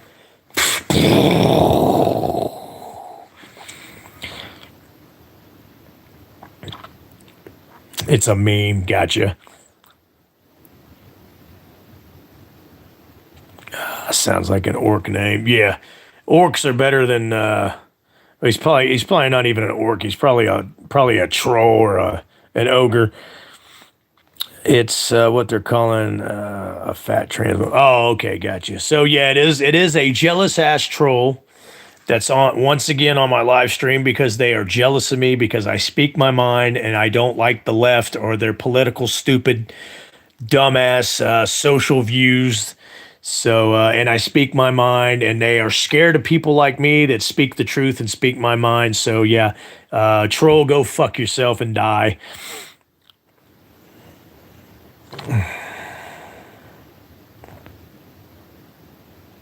You were just scrolling and found this?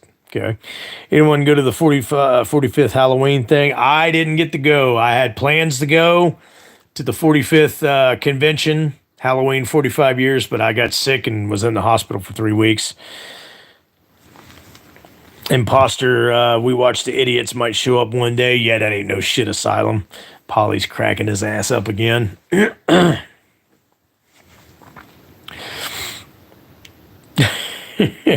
Slammo Sammo.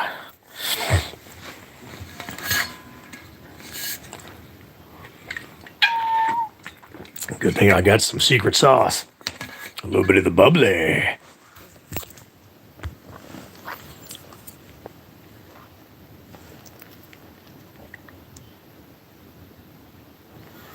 Exactly. Yeah. Thanks, trolls, for giving me more views. Sebastian J. Thor, too much money next time. I'll have to wait for the Chinese balloon. Infinite Loop. I think a lot of people were anticipating a Five Nights at Freddy movie. Been waiting on one for 8 or so years. Played most of the games. Love the cool lore. Absolutely. I mean, trolls suck dick all the time. Yes, they do. These trolls' minds will do porn. Yeah, I've been looking forward to a Five Nights at Freddy movie myself. So, like I said, I'm definitely gonna watch it after Halloween. I'm glad you're feeling better, man. The world would be boring without the Maestro Megatron. I appreciate that, Polly. Thank you. That makes me feel a lot better. J Thor, sorry, J Thor. Thank you for that comment. That does actually make me feel really good. Makes me feel better. Woke teen kids as trolls lose. Yep, absolutely, Joel. We watched an idiot steal their humor from Seth MacFarlane, which isn't exactly a high bar to begin with. You're exactly right. Oh, by the way, Anthony, I haven't brought this up in a while. You better just watch your back and worry about yourself, because you got yourself in quite a dilemma, buddy. They already greenlit 2 other movies after Five Nights at Freddy. Oh, good God. I wish you wouldn't have even said that, Baz. I hate Blowhouse. I hate Scumhouse.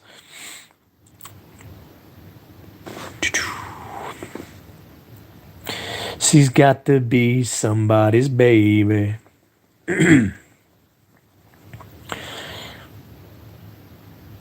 Yeah, exactly, Polly. Anthony, you all right, man? You got yourself in quite a dilemma, buddy. It wasn't me. That was my neighbor. He couldn't sneak on me if he tried, unless he shimmies us up down a fireplace for 2. So you're in a safe space. Gotcha, Anthony. J. Thor, and yes, the price to get anything signed is crazy, and half the time they don't care to even talk to you. Yeah, I can believe that, J. Thor. Yeah, Infinite Loop, I cry about that one too. Right after Sebastian said that, I'm definitely bawling about it, because that would just be fucking atrocious.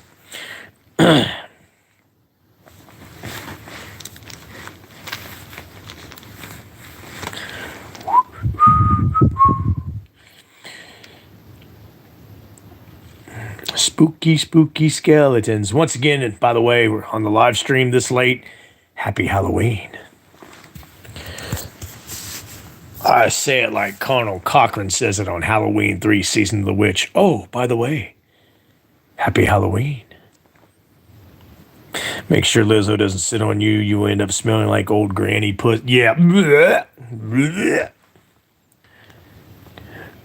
Good Lord. Sebastian, I can't wait for all the teddy bears to transcend after looking him and trying to. That's a good one, Baz. I'm impressed. Got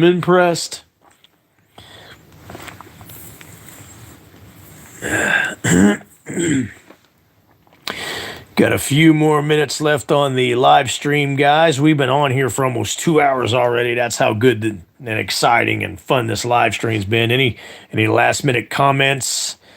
Which, it's not going to be a long goodbye. I'm going to be on live stream again pretty quick later on today and tonight for Halloween, the Halloween special live stream. Jason Blum, love it, dude. Making Hollywood horror movies makes a lot. Yeah, that's because that's all he cares about. He doesn't care about the fans. He just cares about the freaking money he makes, Joel. My cat bat is stalking me. She's Michael Meowers. Michael Meowers. Ding, ding, ding, ding, ding, ding, ding, ding, ding, ding, ding. That's funny, Asylum. This has been a good live stream. Absolutely, Senor Sebastian Way. Hate them damn cats, especially when it's Michael Meowers. We had to write a comic book, Asylum, about Michael Meowers, a black cat that walks around in coveralls and a white mask with its cat ears sticking out the top of the white mask. Yeah, I'm cracking up about that too, Baz. Michael Meowers. Slamo said no. At least we're not doing the locker room talk anymore, Slamo. See, we're being respectful. He said, perfect. Michael Meowers.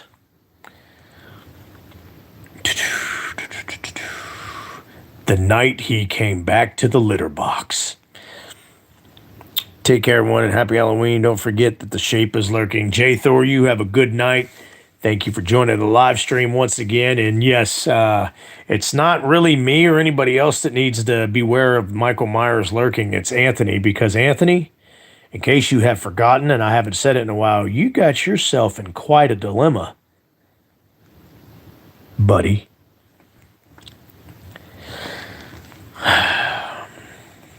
This is going to be a fun Halloween, by the way. I'm going to be doing 2 live streams today for Halloween. I'm going to do 2 live streams, and one's going to be early in the afternoon here.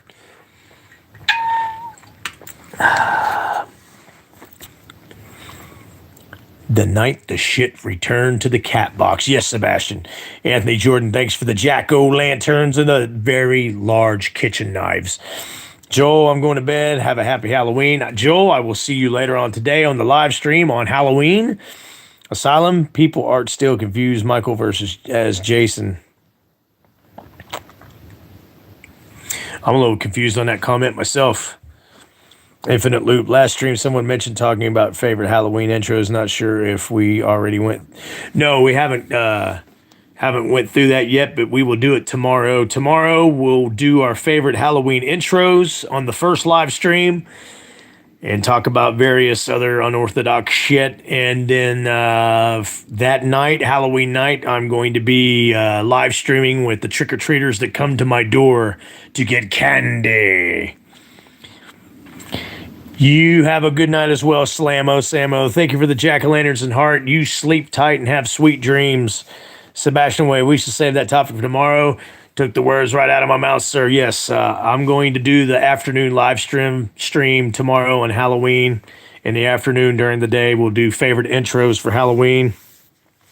Yeah, it's almost 2 o'clock. So, yeah, you're right. It's almost 2 o'clock. Good crap. My bad. People get confused thinking Michael Myers is his name. Jay. Yeah, that's been going on for years, Mr. Asylum. Polly, thank you for the jack-o'-lantern ghost. You have a good night. Thanks for coming back to the live stream, Polly. We love you to death. Good night, Maestro. This was fun. I appreciate you guys as well. Glad I can give you a little bit of entertainment for the night. And I will see you later on today for the first live stream when we do favorite intros. And then the Halloween night live stream, we'll be live streaming Halloweeners. I said wieners. The trick-or-treaters that are coming to the door to get the Maestro Megatron's candy. Anthony, you're still here, but you got yourself in quite a dilemma, buddy. It's almost 3 for me. Dang, gone. Good night, y'all. Almost 3 for me, too. Have a good night, Infinite Loop. Thanks for coming to the live stream. The witching hour is upon us. Yes, Senor Sebastian Way. Polly, stay out of those chicken wings. It's too late at night to be eating shit like that, and I will see you on the live stream later on this afternoon on Halloween. But yeah, thanks everybody for coming. We revisited John Carpenter's original Halloween from 1978, 45 years later. Still stands the test of time. Fantastic, legendary, iconic movie. Gets 10 out of 10s. Anthony Michael's going to be in your dreams with all those chicken. Yeah, no shit. You eat that kind of junk at night, you're going to have bad nightmares. Asylum, Halloween, The Witching Hour, a good Halloween name. Absolutely. I totally agree. I'm going to write that down, Asylum. But yeah, thanks for coming, guys. Happy Halloween. I will see you later on this afternoon, and we will discuss our favorite Halloween intros in the series and why it's our favorite. But this is the Maestro Megatron signing off. Have sweet dreams, have a good night, and happy nightmares. By the way, Anthony, you got yourself in quite a dilemma, buddy. Peace out, Baz.